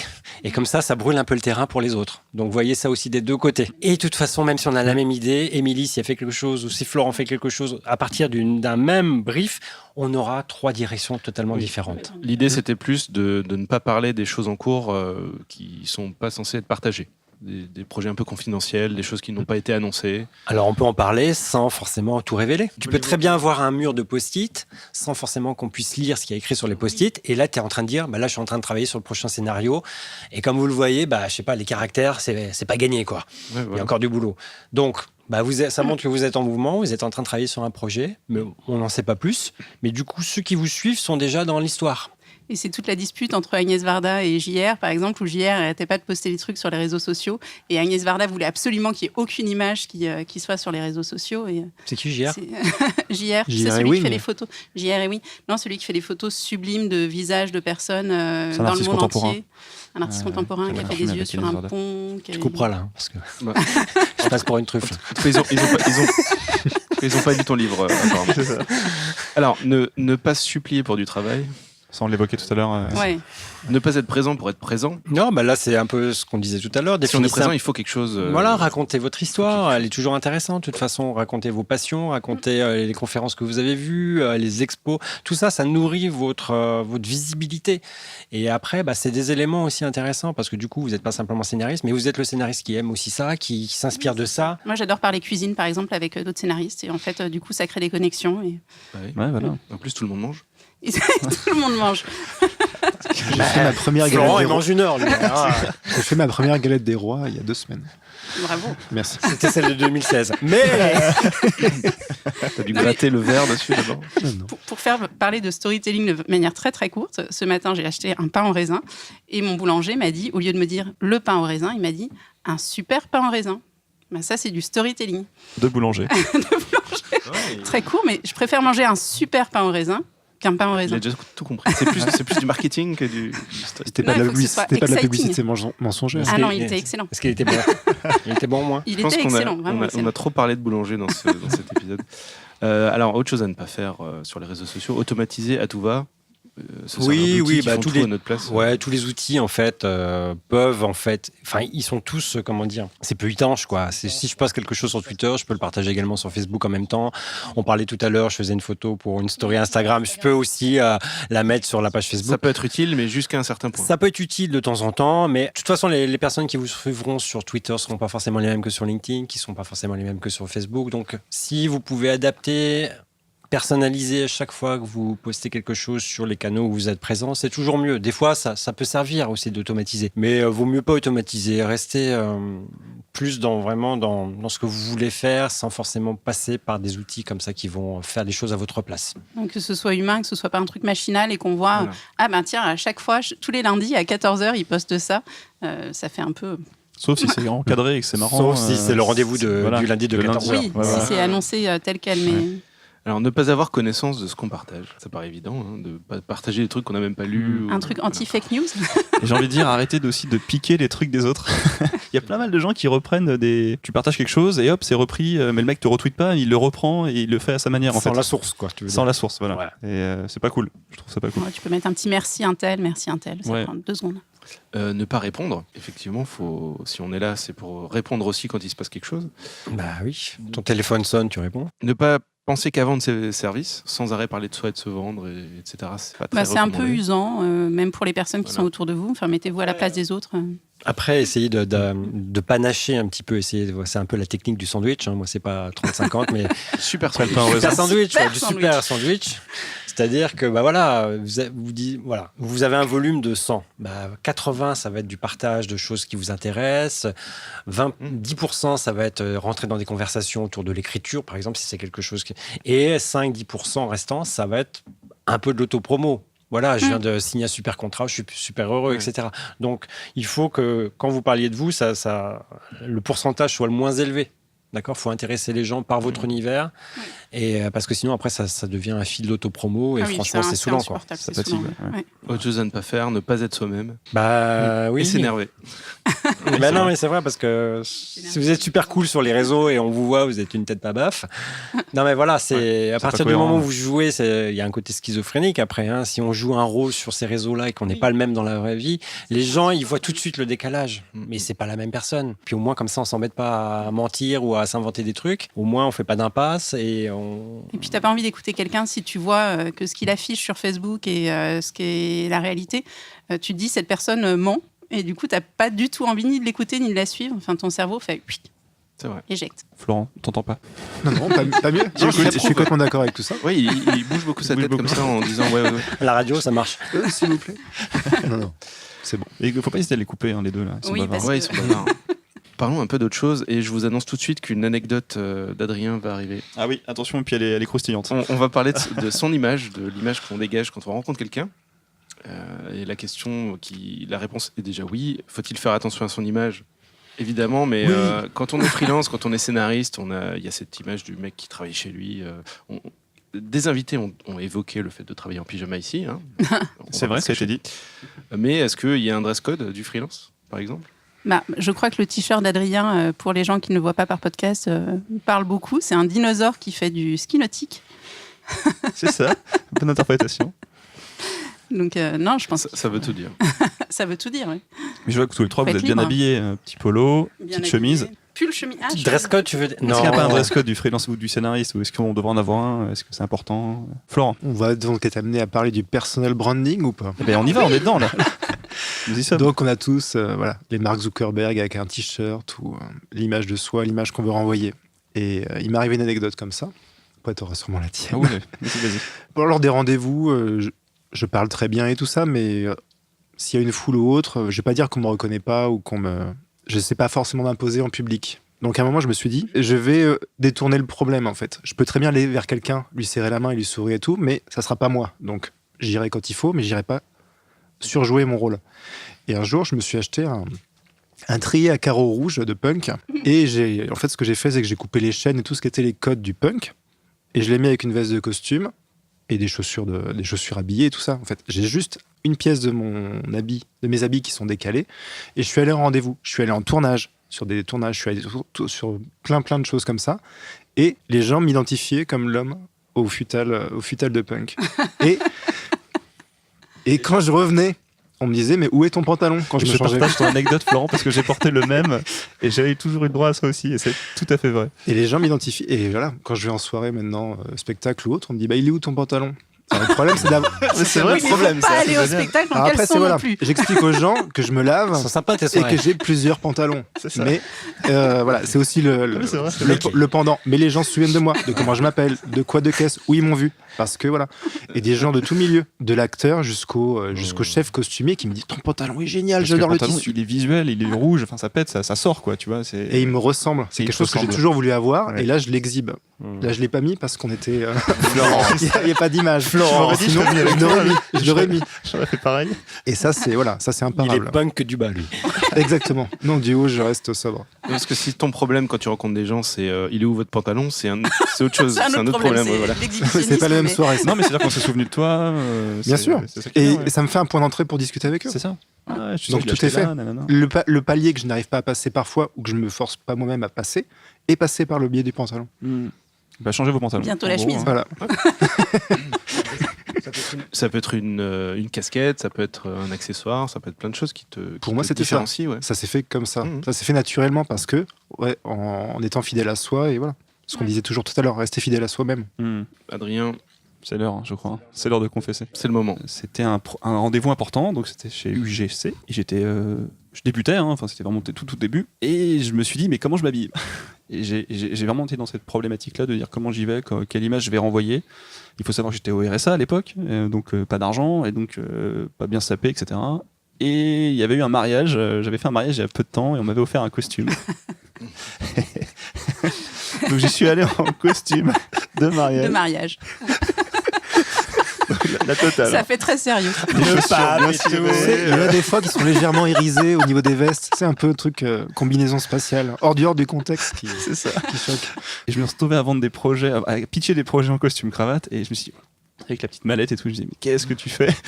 Ah, la mallette. Et là, bah oui, quand même, parce que L'attaché case. je voulais pas mettre de sac en fait pour pas abîmer le costume. C'était un Thierry Mugler, hein, ça pétait quand même, mais Tu es scénariste, tu vends des histoires, et tu pitches tes idées habillé comme un commercial comme qui un vend du commercial. dentifrice. Voilà. Et Ouais. du coup, je me suis dit, non, ça suffit.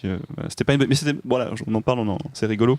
Mais c'est vrai que du coup, après, j'ai réfléchi. C'est je me une suis dit, leçon. c'est une leçon. Ce que ça m'a quand même fait réaliser, c'est que être bien habillé, c'est important. Je dis pas être bien habillé, de dépenser 500 balles dans ses fringues. C'est pas ça que je dis. C'est être propre, avoir une petite chemise en rendez-vous, un petit polo bien lavé, un petit pantalon, chaussures cirées. C'est quand même important. Ça renvoie une image de soi. Ça dit, ok, ce mec est pro, il sait prendre soin de lui, il saura prendre soin de son scénario et il ira. Enfin voilà. Dans des vêtements dans lesquels on est à l'aise. Enfin, j'avais un rendez-vous avec des financiers et du coup, je m'étais dit, est-ce que justement, je sors costume, etc.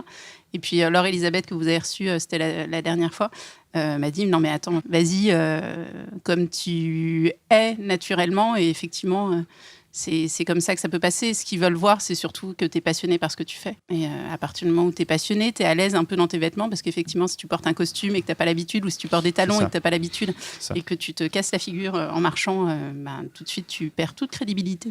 Non, mais c'est vrai. Ben voilà pour cette parenthèse sur la présentation physique. On va passer à la présentation orale, qui est capitale dans notre métier de scénariste. Et c'est là que tu as la parole, Émilie, et tu vas la garder.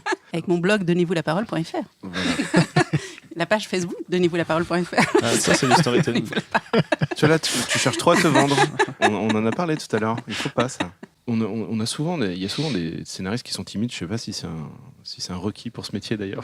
Beaucoup sont timides en tout cas. Et quand il s'agit de parler avec des gens et de parler de ce qu'on fait, il y a cette timidité-là qui se met entre les deux. Est-ce que tu as des conseils pour être à l'aise à l'oral? Oui, mais précisément parce que je suis une ancienne timide, donc j'ai bien étudié la question.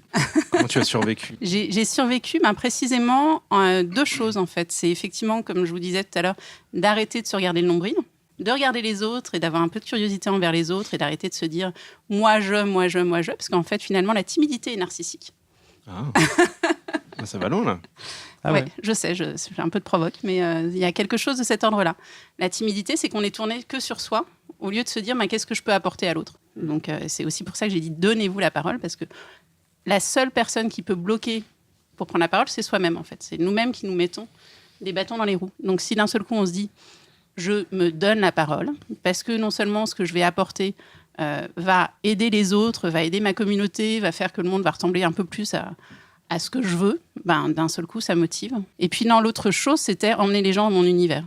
La deuxième chose, c'était me dire, je crée un univers, et finalement, je fais rentrer les gens dans l'univers, et je les emmène, et je leur raconte des histoires, et ça me plaisait de partager avec eux. Et en tant que scénariste, on est parfois amené à présenter ses idées, à pitcher en face à face, mais aussi sur scène, face à un public. Ça peut arriver, il y a souvent des concours de pitch. Est-ce qu'il y a des conseils différents pour ce genre de cas? Il y a deux choses essentielles. C'est premièrement savoir que partout où on est, il y a deux choses. On a de l'air et du sol. Donc on a des appuis et de quoi pouvoir respirer, parce que c'est souvent la respiration qui manque quand on a à prendre la parole. Et puis aussi, un des trucs importants, c'est d'être absolument passionné par ce qu'on a à raconter. Je pense que si on veut pouvoir captiver les autres, il faut déjà être captivé par ce qu'on a envie de raconter. Est-ce que le trac joue là-dedans? Est-ce que c'est un trac timidité? Est-ce que c'est pareil? Non, pas nécessairement. Effectivement, on peut avoir le trac sans être particulièrement timide et inversement. C'est juste, peut-être, on est impressionné par la personne à qui on aimerait parler, sans être forcément timide, et on a ce trac de se dire je vais le déranger. Oui, on peut être. En fait, ça arrive souvent quand on admire beaucoup les gens. On peut être du coup perdre tous ses moyens et être complètement ridicule. Je me souviens avoir parlé à Cannes à un réalisateur que j'adorais, et en fait, je m'étais pas aperçue que ma robe était ouverte sur le côté, et puis comme j'étais tout émue. C'est un peu mon anecdote, ça. Je bégayais, et puis j'avais limite les larmes aux yeux. La groupie. La groupie, le truc qui m'arrive jamais. Mais voilà, là, je sais que c'est un gros ratage. C'est une expérience. Il y a tout ce qui est gestuel aussi, posture, sourire. Qu'est-ce qu'on renvoie comme image, même quand on parle? Est-ce que vous avez des conseils là-dessus?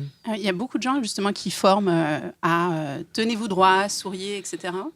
Moi, je pense que c'est plus l'histoire qu'on se raconte à soi qui va faire que ça va changer notre posture. C'est-à-dire qu'en fait, si par exemple, je me dis oui, j'ai besoin de vendre quelque chose. Donc pareil, je suis en position d'attente, de demande. Je me fous la pression. Je me fous la pression tout seul. Si par exemple, je me dis je vais apporter un truc qui va faire rire plein de gens, ou je vais apporter un truc qui va, je sais pas, révolutionner, toucher ou émouvoir ou permettre ça. D'un seul coup, je change de positionnement, donc je change de position corporelle, naturellement. Ça, c'est très utile pour les pitchs, notamment quand on pitch un projet. Ça permet de réfléchir à comment je vais le vendre, enfin comment je vais mettre ce discours-là pour mieux vendre ce projet sans montrer que je veux le vendre, en fait. C'est super intelligent. Alors, un truc tout bête pour vous améliorer là-dessus, c'est... vous connaissez peut-être TED.com, Oui. des conférences, etc., qui sont généralement très, très bien préparées, etc. Trop formaté à mon goût. Un peu trop formaté, mais moi, ce qui m'intéresse là-dedans, c'est qu'effectivement, vous regardez, ça dure 20 minutes, et généralement sur des sujets pour lesquels vous n'auriez jamais eu l'intérêt d'aller voir. Oui. D'accord ? Et vous allez voir qu'en 5 secondes, ils vous prennent dans l'histoire. C'est tout bête. Regardez comment ils font. Moi, je suis pas un pro. Moi, j'étais encore plus timide que toi. Je suis pas sûre qu'on pouvait faire plus timide que moi. Moi, je dormais pas la veille d'un exposé au collège. Et toi ? Et moi, ma première année de théâtre, le seul truc dont je me souvenais après avoir joué la pièce, c'est que j'avais mal aux épaules tellement j'avais été tendue. Bref. Toi, Dominique, t'avais pas ta robe ouverte sur le côté, par exemple. Non, mais c'était ma braguette. Je vous raconterai ça. Au moins, t'avais un pantalon, pas comme Florent. Voilà. C'est pour ça que je l'ai pas reconnu, en fait. Et je vais mettre à l'aise. Non, mais regardez comment ils font, tout simplement. Souvent, regardez comment font ceux qui sont bien préparés pour prendre les choses à vous. Alors après, vous n'allez pas être non plus forcément des gens à la tête, quoi, avec une éloquence. Mais j'ai envie de vous dire que c'est quelque chose qui s'apprend et qui se fait au fur et à mesure. Tout le monde peut s'exprimer en public. Tout le monde. Moi, j'étais incapable de prendre la parole, même dans une classe avec des gens que je connaissais, incapable. Et un jour, on m'a appelé pour donner des cours dans une école, et là, il a fallu que je le fasse. Donc la première fois, tu sues, t'es super mal à l'aise, tu sais pas où te foutre, t'as les bras, tu sais pas où les mettre, dans les poches, mais t'as pas de poche. Enfin voilà, ça. Pas de pantalon. Pas de pantalon. Et la deuxième fois, ça va mieux. La troisième fois, ça va mieux. La quatrième fois, tu commences à être super à l'aise. D'accord ? C'est vraiment. Là encore quelque chose, tu disais, on se met des bâtons dans les roues tout seul. Et en fait, les gens, de toute façon, ce qui les intéresse, c'est ce que vous allez leur raconter. Ta main, si tu sais pas bien la mettre, la prochaine fois, tu dis, ah ouais, merde, ma main, j'aurais dû la mettre dans ma poche, je sais pas quoi. Ou tu tiens un truc, à la limite, si tu sais pas quoi en faire. Mais franchement, c'est par la pratique. Et tout le monde peut s'exprimer, c'est par la pratique. Florent ? Oui, tout à l'heure, là, vous parlez de conférences et autres, mais si on va à un entretien ou pour une négociation ou autre et qu'on doit s'exprimer, c'est savoir ce que vous voulez. Réfléchissez avant d'arriver à votre rendez-vous à la marge de négociation que vous avez anticipée, savez où vous voulez aller. Et à partir de là, vous serez, justement, comme disait tout à l'heure Émilie, vous serez plus à l'aise. Parce que vous ne serez pas dans une démarche de défense ou de... Vous savez, et c'est primordial. Et moi, ça, je ne l'ai pas découvert il y a très longtemps. Mais nous, à l'inverse, c'est ne rien vouloir, c'est pas mal aussi. Tu rencontres des gens pour discuter. On en parle après, vous inquiétez pas. Voilà, c'est ne rien vouloir, ça peut aussi marcher. Mais ça dépend aussi Oui, de du contexte. Du contexte, ouais. Et dans le storytelling aussi, il y a un truc qui est important, c'est l'enjeu. C'est-à-dire que vraiment, c'est se dire qu'est-ce qui se passe si j'y arrive, qu'est-ce qui se passe si j'y arrive pas. Qu'est-ce qui se passe si mon personnage y arrive, qu'est-ce qui se passe si mon personnage n'y arrive pas. C'est toujours, je raconte une histoire. Et du coup, il faut que les gens soient captés. Donc, il faut qu'ils comprennent quel est l'enjeu. Et du coup, ça leur permet de rentrer dans le jeu de cet enjeu et de pouvoir se dire ah ben oui, mais qu'est-ce qui se passe s'il va, ah ben oui, oh là là, c'est pas vrai, il va réussir ou va pas réussir. Qu'est-ce qui se passe si Adrien et Mathieu ne font plus de podcast? Pas grand-chose. Je pense que des gens Quelqu'un vont d'autre le pleurer. fera. C'est ça. Pour revenir juste sur les conférences TED, il y en a deux qui sont super cool, c'est James Cameron et J.J. Abrams, qui ont chacun une approche très différente de ce qu'ils racontent et c'est assez fascinant. Voilà, des grands monsieur. Oui, devrait vous parler. On a vous, plein. scénaristes. Regardez Jimmy Oliver aussi. Un de mes grands héros. Il est top, Jamie Oliver. Au-delà de tout ça, comment travailler au mieux sa confiance en soi, qui nous semble être le ciment de tout ce qu'on vient de se dire depuis le début? Est-ce que vous avez des petits trucs et astuces qui peuvent aider lorsqu'on est, on pense qu'on peut pas réussir, qu'on se parlait met de se donner des objectifs. Voilà. Voilà, Ça, c'est une bonne idée, par exemple, se donner un Ouais, c'est une bonne objectif. idée, ouais. Pas être trop dur avec soi-même aussi. Dans le principe, il n'y a pas grand-chose à perdre. Et moi, ça remonte à mes années de boîte de nuit où aller voir Oula. une fille, quoi. Et c'est con, mais ça commence par là. C'est qu'est-ce que tu vas être mal 2 heures et après. Et moi, c'est venu comme ça. Ne pas avoir peur du ridicule aussi, parce qu'en fait, la plupart du temps, quand on se plante, mais vraiment se plante, c'est que, pour le coup, l'enjeu qu'on met par rapport à soi-même est trop gros.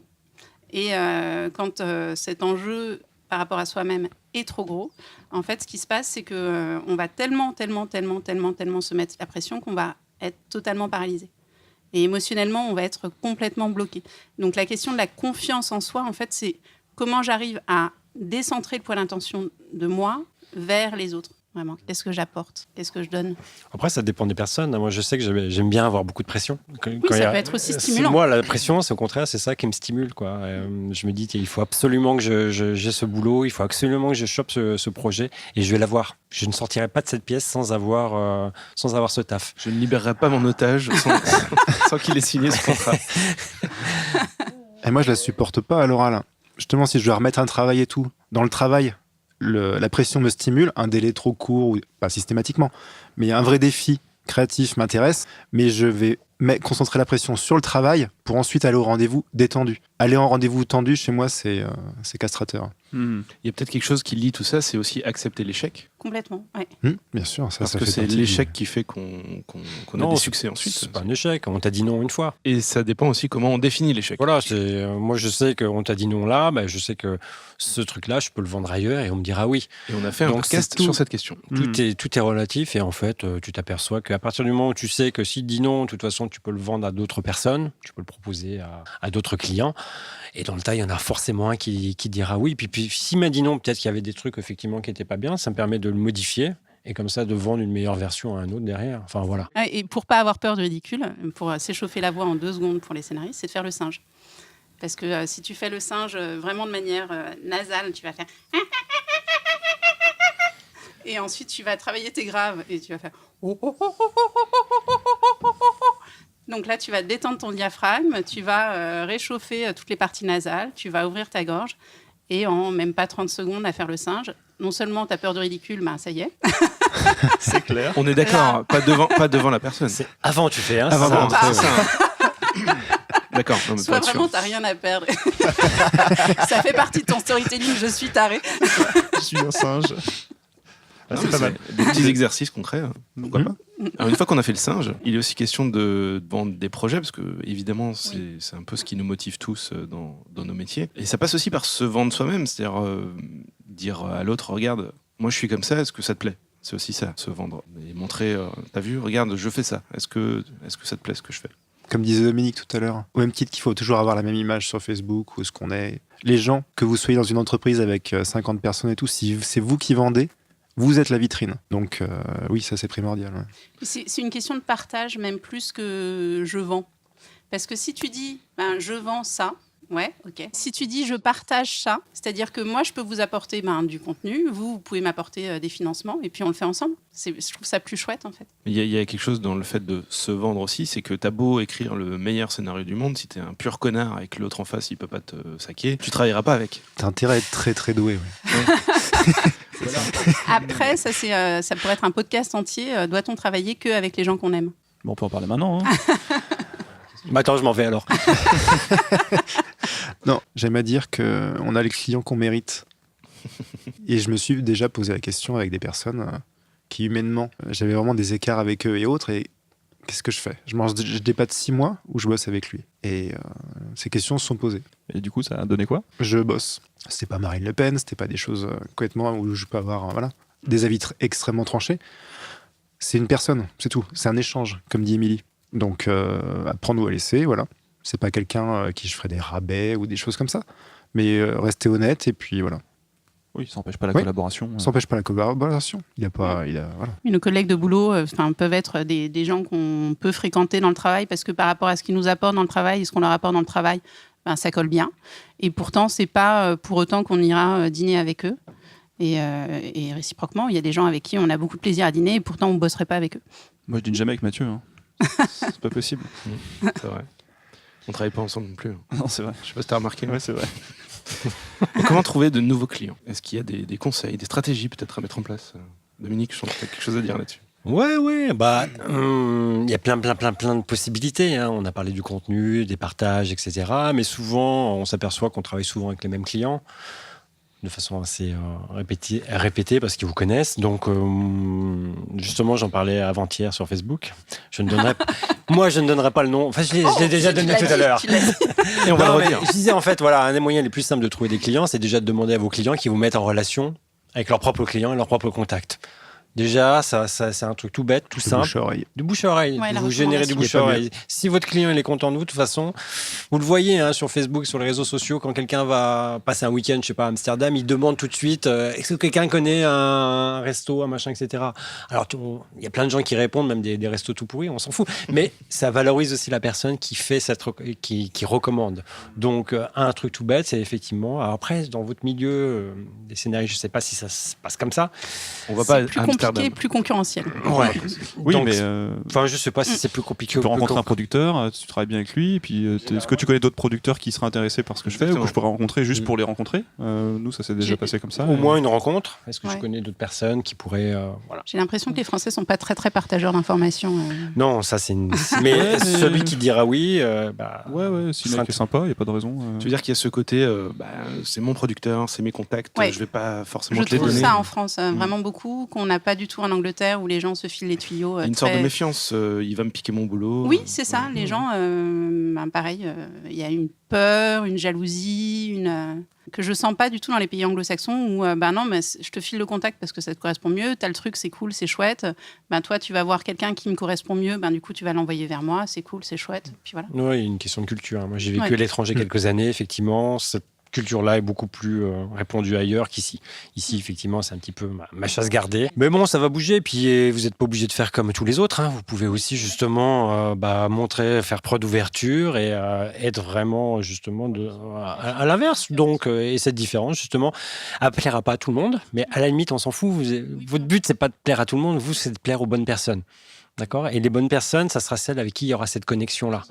Et donc, du coup, voilà, c'est ça qui est intéressant. C'est justement, à partir du moment où vous ne trichez pas, la personne derrière ressent ça et elle vous mettra forcément en relation avec d'autres personnes. Moi, je pense que c'est un moyen très simple.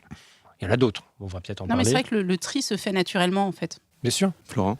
Et pour revenir un tout petit peu à ce qu'on disait tout à l'heure, mais qui est connexe avec ce qu'on dit, l'affect que vous placez dans votre travail et vis-à-vis d'un client. Émilie tout à l'heure parlait de l'enjeu. À une période, quand je bossais donc vraiment dans le musical et autres, je suis passionné par ce secteur et j'avais des échanges très très cordiaux et tout avec les clients. Peut-être trop. Et du coup, après, quand vous négociez, quand vous arrivez à différentes phases, il n'y a plus l'aplomb que vous pourriez avoir quand vous étiez resté à votre propre place avant, parce que vous avez sympathisé et autres. C'est très important ça. L'enjeu est différent. Et dans ces cas-là, vous avez plus de marge de travail ou dans l'entretien. Il y a des gens qui savent très bien jouer avec, d'ailleurs. Hein. Oui, il y a dans le business, il y a aussi. des gens qui savent très bien dire « Ah, bah tiens, c'est quelqu'un qui est dans l'affect. Du coup, je vais lui dire « Mais non, mais on est amis. Écoute, tu peux pas me demander ça. » etc., etc. Donc, de bien rester professionnel et de bien dire « Le boulot, c'est le boulot. » On peut très bien être sincère avec la personne sans tomber dans une barrière affective sans faire tomber des barrières affectives. C'est très important. On est amis, je vais quand même pas te payer pour écrire un long métrage, Voilà, ce serait c'est ça. ridicule. Mais Entre enfin, nous. tu me fais pas confiance. C'est pas que des clichés, on l'entend à différents niveaux, on peut être confronté à ça très régulièrement. Et puis, c'est ce qu'on appelle l'expérience, justement. Nous, on a pour le coup, t'en parlais Mathieu tout à l'heure, on a une stratégie, nous, qui marche plutôt pas mal, c'est qu'en fait, on essaye de rien vendre. Voilà. En fait, finalement, vendre, ça marche. c'est pas vendre. Et ça marche. Ça marche, on vend rien. C'est 6 mois qu'on voit rien. on ne vend rien du tout. Que dalle. On arrive à s'y tenir. On nous fait des propositions, on dit non. Non, vraiment. Non, mais c'est le fait de Par cet exemple trivial, voilà, Mathieu, explique-nous. Un peu de pas attendre, de pas rencontrer des gens juste pour essayer de leur grappiller quelque chose. C'est faire des rencontres pour faire des rencontres, ça déclenche des choses ou pas. Quand on s'adresse à un producteur ou quelqu'un qu'on aimerait rencontrer, on lui dit toujours on aimerait faire votre connaissance. Et on n'aimerait pas Exactement. vous proposer un projet, par exemple. Oui, Et- c'est pas, on a plein de choses à pitcher. Est-ce Mais ça que commence on par là, peut- ouais. Ouais, mais C'est on s'est souvent dit t'as pas de projet à présenter, bah ça sert à rien. Mais non, mais attends, on peut juste déjà se rencontrer parce que ça se trouve on va pas du tout aimer ce qu'on fait l'un et l'autre. Et on a déjà eu quelques résistances par rapport à ça avec des rencontres qu'on a fait. Des gens qui comprenaient pas qu'on venait juste discuter avec eux, quoi. Bah, y a aussi la peur de perdre du temps, entre guillemets, d'avoir un temps qui est efficace et qui est, par exemple... C'est vrai. C'est jamais perdu de rencontrer des gens. Non, c'est jamais perdu, mais après, si tu le vois dans un cadre de boulot, c'est-à-dire où est-ce que tu le places dans ton emploi du temps. Si tu te dis c'est un rendez-vous, bah, tu as pris un rendez-vous avec quelqu'un, tu as contacté un producteur. Cette personne va s'attendre à ce que tu lui apportes quelque chose quand même. Alors que si c'est en dehors, par exemple dans la rue, en attendant le bus, etc., et tu rencontres la personne, l'attente n'est pas la même. Oui, mais après, les producteurs, enfin, en tant que scénariste, on a toujours des choses sous le coude. En théorie, si on est bien organisé, Oui, on on a a Ça n'empêche pas de parler de plusieurs projet projets, pendant le rendez-vous, on c'est a pas toujours ça qu'on des dit. Hein. projets qu'on peut pitcher, évidemment. C'est qu'on vient pas pitcher des projets directement avec quelqu'un tout de suite, quoi. Enfin, Et c'est vrai qu'il faut penser au fait que, de toute façon, quand on développe un projet, ben, c'est sur des mois et des années. Et donc, on va passer beaucoup de temps avec ces personnes-là. Et donc, autant c'est ça, il est quand même doucement. qu'on s'entende plutôt bien, au moins cordialement, et que les choses se passent en bonne intelligence. Si c'est quelqu'un vraiment qu'on supporte pas et qu'on sait qu'on va devoir retrouver cette personne pendant des jours ou des semaines, c'est un coup à rester malade. Je donne un autre exemple, le coup de la bière, par exemple. On avait rencontré quelqu'un à Valence qui nous a payé une bière. Et pour le revoir, l'astuce, ça a été nous, c'est notre tour de te payer la bière. Et du coup, on s'est revus en fait comme ça. Voilà, tout con, mais ça a marché, quoi. Et on n'a pas cherché à vendre quoi que ce soit, juste à bien se rencontrer, discuter. C'était un petit hasard sympa. Ouais, voilà. Et puis du coup, ça donne un autre côté à la rencontre. C'est parce quelqu'un qu'il y a avec qui moins on de travaille pression. pas du tout, Voilà, mais qui est très sympa au mais qui demeurant. est sympa. Et Mettre de l'humain partout. hein. peut-être qu'un jour, on travaillera ensemble. on Des sait bonnes pas. vieilles On sait mises pas, en hein. bière. Et on sait pas, mais au moins il a un bon souvenir de nous, quoi. Une bonne descente aussi. Toi, Florent, quelle stratégie commerciale t'avais développée pour ta société? Comment Le aujourd'hui tu veux bouche-à-oreille, te développer aujourd'hui Moi, là, je réfléchis, donc je repars sur une base neuve. Mais auparavant, tout s'est fait par le bouche-à-oreille. J'ai très très peu démarché. Et ça, c'est vrai que c'est la meilleure des recommandations. Quelqu'un qui vous fait confiance en parle à quelqu'un de proche ou pas, un client, un proche et autre, et cette personne vous appelle directement. Le travail est quasi fait, à moins que vous décrochiez et que vous l'insultiez. Vous arrivez en terrain déjà, vous arrivez au premier rendez-vous, parce qu'il faut bien évidemment des préliminaires. Vous arrivez, à moins vraiment de faire n'importe quoi, vous travaillez 2 secondes et c'est bon. Après, évidemment, vous confirmez, vous faites votre travail bien comme vous le faites d'habitude et tout se passe bien. Moi, c'était le bouche à oreille. Ça reste la meilleure des choses. Donc être pro, quelle que soit la circonstance, Oui. se rendre en temps, en heure, tout ça. Oui, quoi. ça, de toute façon, faut pas. Et être force de proposition, c'est-à-dire pas hésiter sur le premier rendez-vous à dire, ben voilà, là par rapport à la problématique, ben moi je l'axerais dans cet angle-là. Te positionner. Et aller au-delà de ce que le client attend. Toujours. Vous avez des idées, allez-y, balancez. C'est pour ça que vous êtes là, de toute façon. Faire l'extra mile, toujours. Faire le quoi? L'extra mile. Le petit truc supplémentaire, toujours. Comme C'est tu quoi dis, ça, typiquement, on vous vient pour une idée, vous en avez 3. Ouais. Vous les donnez. Enfin, c'est ça aussi. Bon, après, voilà. Mais moi, je trouve que c'est vachement important parce que du coup, vous êtes dans une autre posture. Ça change totalement la relation. Donc, et puis, c'est un bon moyen aussi de relancer des gens. Plutôt que de leur dire coucou, ça fait longtemps on s'est pas vu, etc. Donc, tiens, j'ai vu passer un truc vachement intéressant pour toi, ou tiens, ça peut t'intéresser dans ton business. Tu donnes. Et mine de rien, ça solidifie la relation, ça l'entretient dans le temps. Et tu passes moins pour un crevard quand tu relances les personnes. Tu arrives toujours avec des choses nouvelles, des idées ou quelque chose à donner. Et ça change vraiment tout dans la relation. Est-ce que, avant de conclure cette vaste thématique, vous avez quelques ultimes conseils à donner à nos scénaristes freelance qui nous écoutent? Des choses qu'on n'aurait peut-être pas abordées. Mettez des pantalons. Ça, je pense que ça a Mettez été des clair. pantalons, soyez curieux des autres. On était clair sur les pantalons. Non, montrez-nous ce que vous savez faire, quoi. Voilà, montrez, utilisez, il y a plein d'outils. Restez aujourd'hui. vous-même. Mais surtout, on veut voir votre talent, quoi. D'accord? Vous êtes scénariste, mais si je vois rien, je ne sais pas. Enfin, montrez des choses. Voilà. Même si c'est pas fini, même si c'est pas non, on s'en filmé. fout. C'est pas grave, ça se fera ou ça se fera pas, ou si c'est pas. Mais montrez que vous êtes en mouvement, montrez que vous avez des choses à donner, à partager, mais montrez des choses. Même si c'est pas parfait. Ouais. Surtout si c'est pas parfait. Parfait, oui. C'est chiant. Parfait, c'est chiant et c'est par définition c'est presque impossible que ça soit parfait, d'accord. Et puis voilà. Et puis c'est en se trompant qu'on s'améliore. Et donc allez-y, quoi. Montrez des choses. Laurent, tu acquiesces? Oui. Toujours. Non, mais c'est ce qu'on a dit de toute façon. C'est un condensé de tout ça. Et restez ce que vous êtes. Croyez en vous. C'est bête et méchant, mais c'est vrai. Il faut commencer par ça. Sinon, ça sert à rien d'aller se vendre soi. Si Déjà, tu crois pas? Bah oui. Ouais. Il n'y a pas de mal à être salarié aussi. Hein. Il est encore temps de changer, David. C'est vrai aussi. Ce métier. Sur cet optimisme incroyable. La phrase du Père Noël, si Ouais, vous avez cru au Père Noël vos 5 premières années ou vos 8 premières années, vous pouvez bien croire en vous au moins 5 minutes. Ouais, pas mal. En gros, on se détend, quoi. Voilà. Relax. Ouais. Détendez-vous. Et en parlant de se détendre, on va finir en faisant un petit tour de table, en vous demandant qu'est-ce que vous avez découvert récemment de cool, de sympa à partager? Un bouquin, un lieu? Alors en bouquin, série.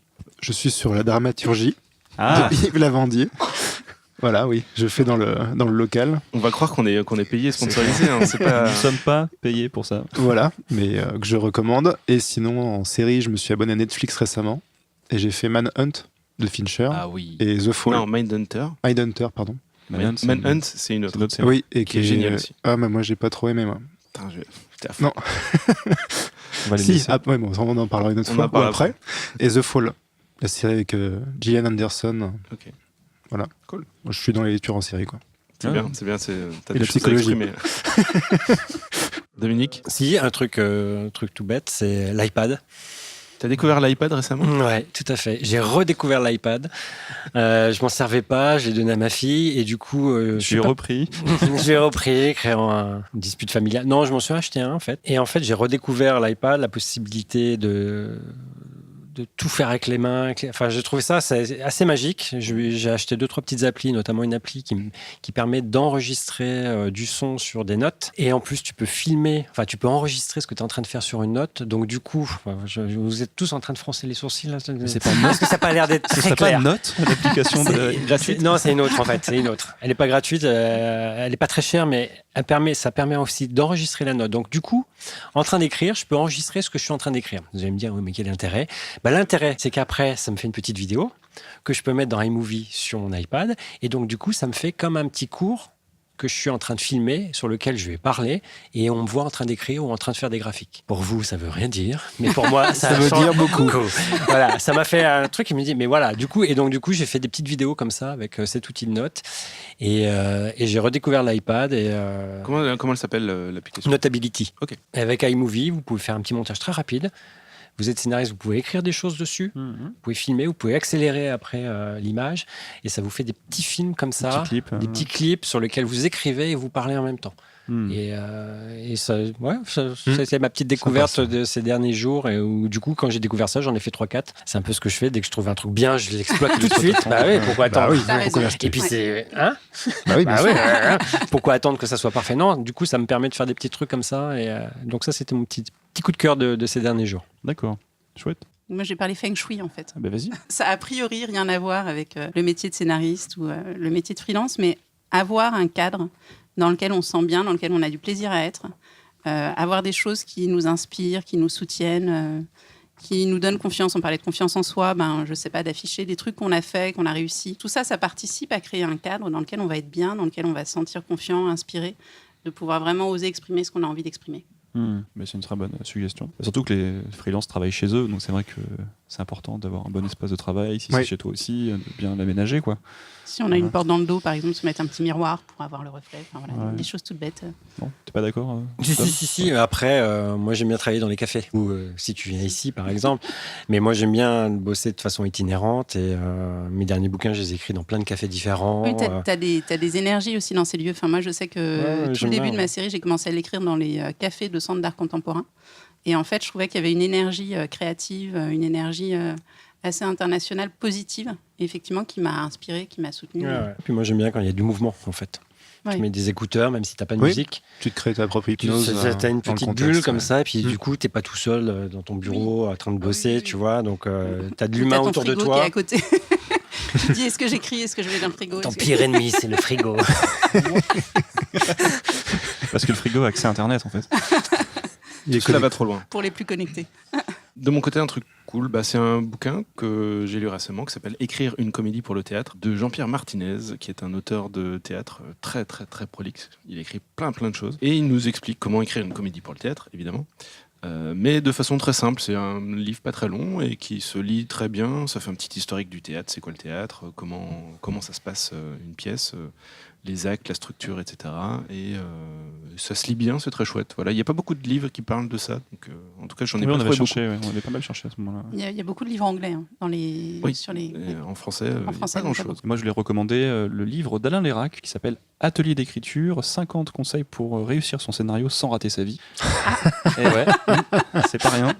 Et c'est plein de petits conseils très bien développés, très bien expliqués, qui donnent des astuces sur comment écrire ses scénarios, comment vivre, comment vivre ce métier finalement. Et c'est aux éditions Hémisphère. Voilà, on vous mettra le petit lien dans la description du podcast. Et puis un petit bouquin aussi. Ah non, c'est fini, t'as eu ton iPad. T'as eu ton quart d'heure. Je vous en donne deux. Alors vite fait, c'est Harari, c'est celui qui a écrit Homo Deus et Homo Sapiens. De bouquins de best-sellers. Ça a été traduit en français récemment, donc vous pouvez les lire en français si vous ne lisez pas en anglais. Homo Deus, grosso modo, il nous dit on est pratiquement tous immortels, qu'on va vivre très très longtemps, etc. Et ça parle aussi beaucoup d'intelligence artificielle, de robotique, etc. Pourquoi je vous suggère ça? C'est aussi soyez ouverts à plein d'univers totalement différents et ne restez pas simplement que dans votre univers. Ça, c'est bien, ouais. Vous êtes des scénaristes, vous lisez des bouquins sur les scénarios, ok, c'est cool, mais pas que ça. Donc, ouvrez-vous à d'autres choses. C'est essentiel. C'est essentiel. Plus vous allez ouvrir, parce que sinon après ça va mariner un peu. Ça va être un peu consanguin finalement, au final. Donc plus vous vous ouvrez à d'autres univers, prenez TED par exemple, on parlait de TED tout à l'heure, c'est très très bien. Faites-vous un TED par semaine. Et surtout, choisissez des sujets que vous ne connaissez pas. La vie des fourmis, la psychanalyse, l'histoire des étoiles, etc. C'est vachement important. Mais justement, l'application TED, toi qui as un iPad depuis peu, sur l'application... J'en avais un avant. Commence pas. C'est comme ça que ça se crée les réputations. Sur l'application TED, justement, il te suggère... T'as du random, tu peux effectivement... Des conférences aléatoires sur des sujets que tu connais pas. Donc aller chercher des connaissances, en fait. Voilà. Plus vous en avez, à un moment donné, votre cerveau fera les liens. Il fera les connexions tout seul. Sur un scénario, tu vas dire, tiens, j'avais pas du tout pensé, en fait, d'avoir travaillé sur les fourmis, et tu te dis, tiens, les fourmis, finalement, c'est mon personnage. Ah, mais mon personnage, il fait ça. Et puis du coup, tu vas... C'est une fourmi. En fait, c'est une fourmi. Et nous, on va manger à la fourmi. C'est vrai. Il faut préciser aux auditeurs que Dominique ne parle pas du film TED avec l'ours. Ah oui, parce que c'est pas une fourmi, voilà. C'est un ours. Il peut inspirer d'autres personnes. Mais voilà. Je crois que vous êtes fatigués, il est temps de conclure tout ça. Mais avant cela, on va écouter la chronique, le tuto scénario de Jean-Marie Roth, qui nous parle ce mois-ci du twist. Salut Jean-Marie. Salut Jean-Marie. Bonjour, comment allez-vous? Oh, Très bien, super. toi. Bonne année. Bah oui, bonne année. Non, c'est on a vrai. déjà fait ça. Ah oui, on a c'est déjà fait ça. Oui, c'est vrai, ouais, déjà fait. J'ai fait exprès, alors c'était rigolo. Tous les mois, on peut dire tous les mois. Tous les mois, hein. on peut dire bonne année. Ouais. Pourquoi pas. Bah bon mois. Bon mois. Peut-être voilà. qu'il y a des gens qui écouteront le janvier de l'année prochaine ou des autres. Mais oui, oui. Ça marche C'est comme ça. pas faux. C'est l'avantage du podcast. Alors Jean-Marie, Bonjour. de quoi tu nous parles ce mois-ci? Bonjour, bonne année. Dans une boucle temporelle. Moi j'essaie d'être pro, les mecs là. Bah ce mois-ci, je vous parlais du twist. Le Ah. twist. Ouais, du twist. Mais avant de nous parler du twist, tu as peut-être une actualité bouillonnante. Mais oui, une actualité d'ailleurs qu'on retrouve sur votre page Facebook, je crois. Hein. Eh oui. C'est-à-dire que j'ai effectué une masterclass que je prévois pour la semaine prochaine, enfin le 8 et le 9. Pour ceux qui nous écoutent dès les premiers jours du mois. Oui, Nous sommes- après c'est trop tard. Hein. Ouais. Et donc, moi, j'offre une réduction de 50 € à ceux qui viennent de la part de... il y a De plus nous. de papier, de vous. Hein. C'est trop cool. Voilà, donc il y a un petit code à mettre. Mon inscription, c'est MC-YPP, ce qui veut dire masterclass-puis de papier. Voilà, Voilà, pour Ça, ceux qui n'auraient pas compris. vous savez qui n'avez pas On compris. précise qu'on n'a rien demandé, que c'est Jean-Marie. Oui, absolument, Voilà, nous, on ne absolument. touche rien là-dessus. Non, mais on précise, absolument, hein, voilà. absolument. Une bien belle initiative. Voilà. Oui, mais C'est très parce que, chouette. parce que j'aime beaucoup ce que vous faites, puis donc je pense que vos auditeurs sont des gens bien. Alors, Forcément. Voilà. On te le confirme. Alors, ce que je veux dire aussi par rapport à cette masterclass, c'est que c'est vraiment quelque chose de très, je la veux très pratique. Évidemment, je donnerai quelques notions de dramaturgie, mais je ne vais pas lire mon bouquin. C'est-à-dire que derrière ça, il y aura vraiment des conseils pratiques, il y aura des questions-réponses. Vraiment que ça aide les auteurs. Quelque chose que de t'as- ludique. Ouais. Comment Quelque chose de ludique. Quelque chose de ludique, il y a des questions-réponses, c'est assez interactif, et puis surtout... Jean-Marie nous a invités on en va- plus à venir parler. Non, c'est pas vrai. Ça aurait été super.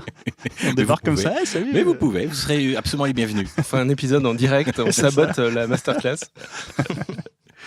Voilà, donc je vous invite à venir le plus nombreux possible. Super. Inscrivez-vous les copains. J'ai trop lancé, mais vas-y. Oui, oui, nous allons parler du twist. Alors, je vais vous dire un petit secret, je suis d'origine alsacienne et je prononce twist, non pas twist. Alors, je vais essayer de prononcer correctement, sinon, tant pis, ce sera honte sur moi jusqu'à là. De toute façon, c'est un mot anglais de toute façon. Hein, c'est pas. Oui, en plus, Voilà, oui, mais de vous savez. Peut-être qu'on peut remplacer par un truc français. Et c'est d'ailleurs, pas bonne mal. question. Est-ce qu'il y a un mot français qui peut remplacer ce terme, Jean-Marie? Bah, Revirement.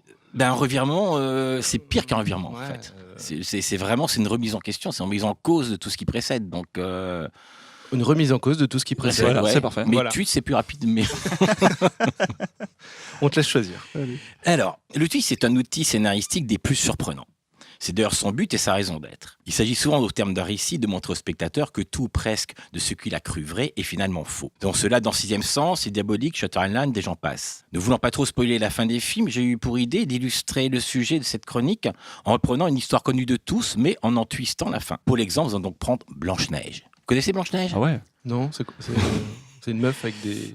Vous des allez animaux. voir, je vais vous raconter. Je vais vous Bah. raconter, ce sera plus simple. Bah voilà, super. Moi je connais pas. D'après le documentaire que j'ai vu sur sa vie, la jouvencelle Blanche-Neige est à la fois princesse, demi-orpheline et esclave de sa belle-mère. Lorsque j'évoque sa belle-mère, c'est surtout Belle qu'il faut retenir, car la beauté est son obsession.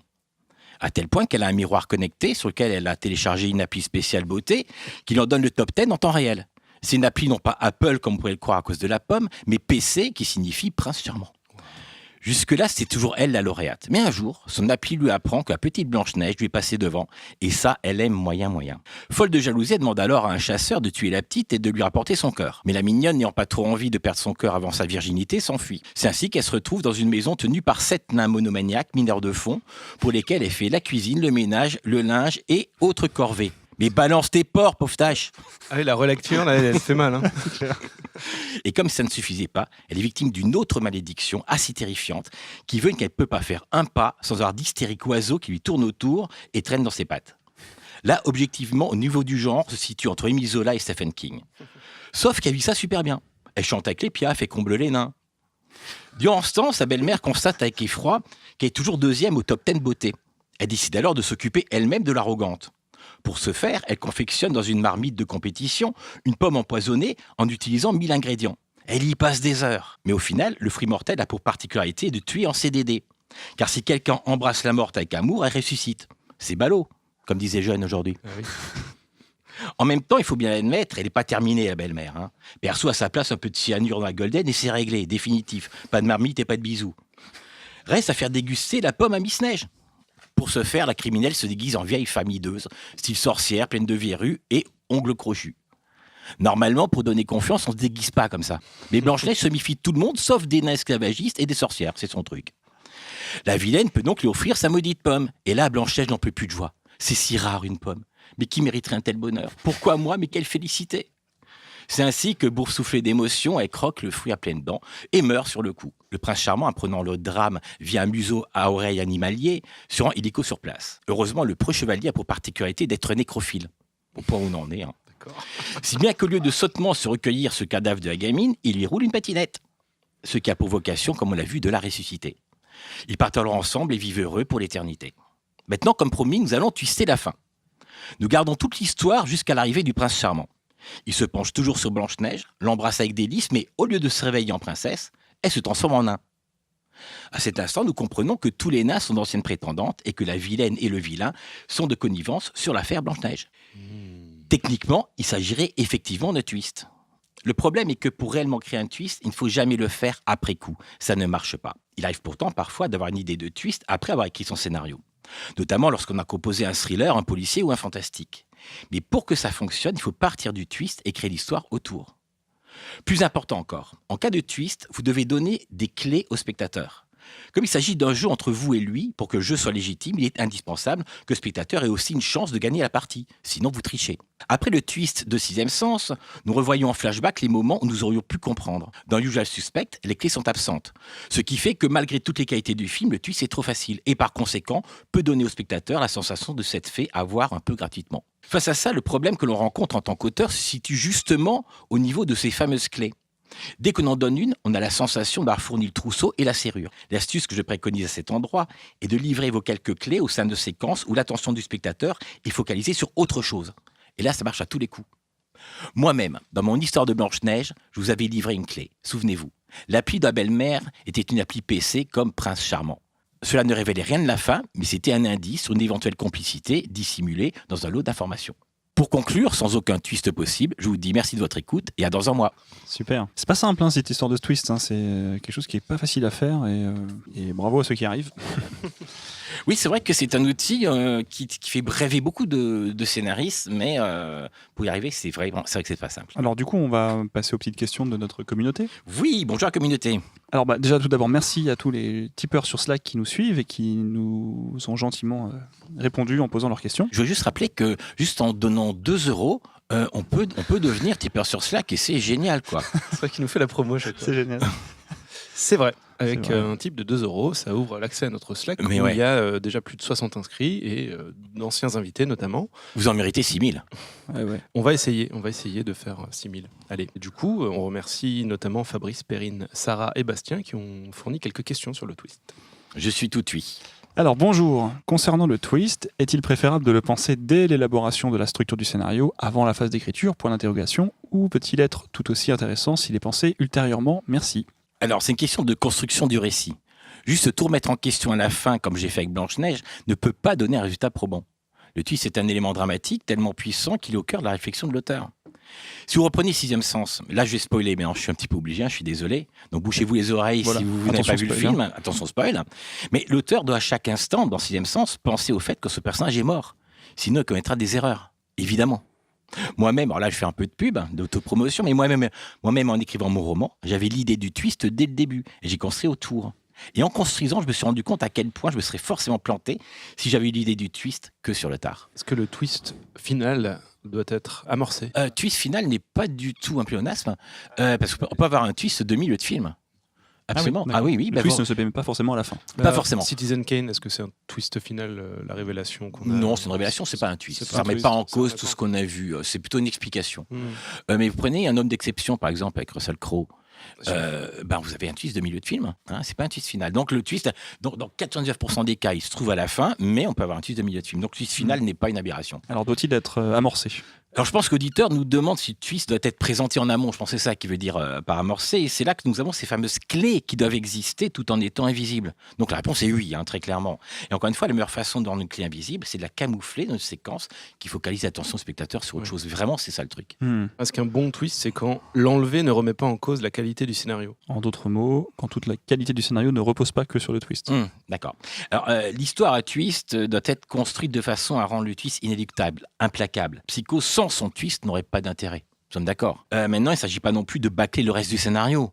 Hein, tout doit être bien construit, intéressant, mais le twist demeure le point crucial du récit. Quels sont pour toi les meilleurs films à twist? Question piège. Évidemment. Alors, j'ai déjà cité Sixième Sens, Peur primale, c'est pas mal non plus. Shutter Island, qui a une particularité, c'est d'avoir un double twist. Le second n'existait pas dans le roman de Denis Lehan, d'ailleurs. Parce que moi, j'ai eu le roman, j'ai vu le film, le second n'existait pas, il a été ajouté par Scorsese, et je trouve que c'est pour le bien du film. Honnêtement.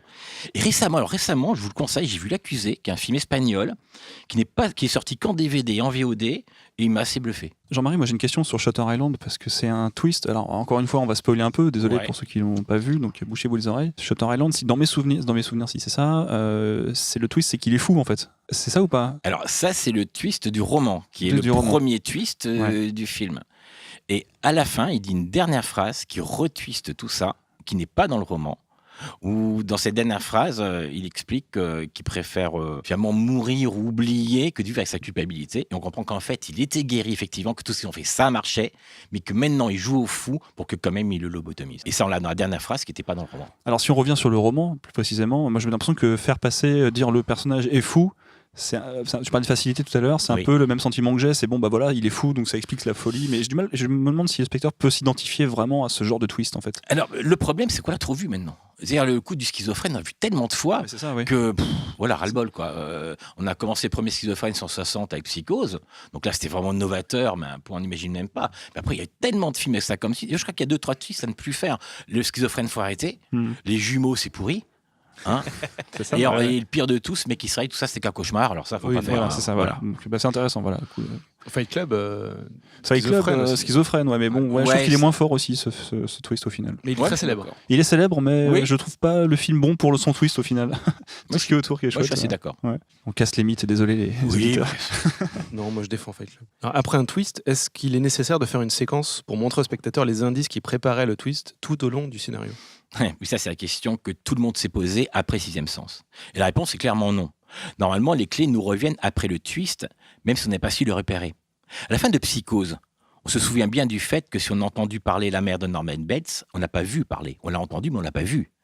Et quand on la voit bouger, c'est son fils qui la porte. Et ça, on s'en souvient tout de suite. On sait alors que le twist fonctionne. Donc c'est conseillé ou pas, Jean-Marie, de faire ce genre de séquence? Non, pas forcément. Non, je trouve que ça a été fait en Sixième Sens. Dans Sixième Sens, je trouve à la fois ça marche et ça marche pas. C'est-à-dire que c'est très court. Hein. C'est très court, mais oui, il se souvient du truc. C'est un peu aussi la façon de l'auteur de dire regardez, comme j'ai été fort, j'ai mis des clés, j'en ai même mis plusieurs. Vous avez vu comme je suis génial. Ça peut donner cet effet-là aussi. Mais en même temps, on en a un peu besoin parce que je suis pas sûr que ces clés, on les repère vraiment. Et donc, c'est bien qu'il les remontre. Ouais. Dans Fight Club, par exemple, ce qui est intéressant, c'est que le twist est amorcé par cette séquence-là. Elle est pas après, elle est avant. On comprend dans une séquence assez dynamique que les deux personnages n'en sont qu'un. Et au moment où on a compris, on se pose, et là, ils se font face à face dans la chambre d'hôtel. Oui. Et là, ils se confrontent, c'est ce qui est un peu fou, il y avait l'histoire de schizophrène. Mais cette séquence-là, elle n'existe pas vraiment, elle est avant. Oui, tout à fait. Non, c'était une articulation assez intéressante, mais ça restait encore un schizophrène. Voilà. Mais c'était intéressant, effectivement, comme façon d'articuler les choses, je suis d'accord. Alors, existe-t-il des comédies avec un twist? Il y a des exemples dans les autres genres, surtout en thriller, horreur, fantastique, mais aussi en comédie dramatique avec À la folie, pas du tout, par exemple. Mais de prime abord, j'ai l'impression que ce n'est pas très couru en comédie. Alors, d'abord, À la folie, pas du tout, n'est absolument pas une comédie dramatique. Hein. On est à lisière du drame sentimental et du thriller, mais on n'est pas dans la comédie dramatique. Alors, qui nous a dit ça? Dénonce-toi. Attention. Et alors, son twist, c'est d'ailleurs très intéressant car il est intégralement basé sur la forme, sa structure et pas du tout sur le récit. Et vous noterez aussi que la dernière image du film est un autre twist, mais qui se limite à l'acte 3. Alors là, je ne vais pas spoiler, mais si vous regardez le film, il y a deux twists. Il y a le twist de milieu de film, qui est vraiment, lui, purement structurel, mais qui n'est pas un twist de récit, mais que structurel. Et à la fin, la dernière image est un twist de l'acte 3. Je ne vais pas en dire plus, mais en regardant le film, on comprend. Sinon, pour en venir à la question, les twists en comédie se comptent sur les doigts d'un manchot, ou presque.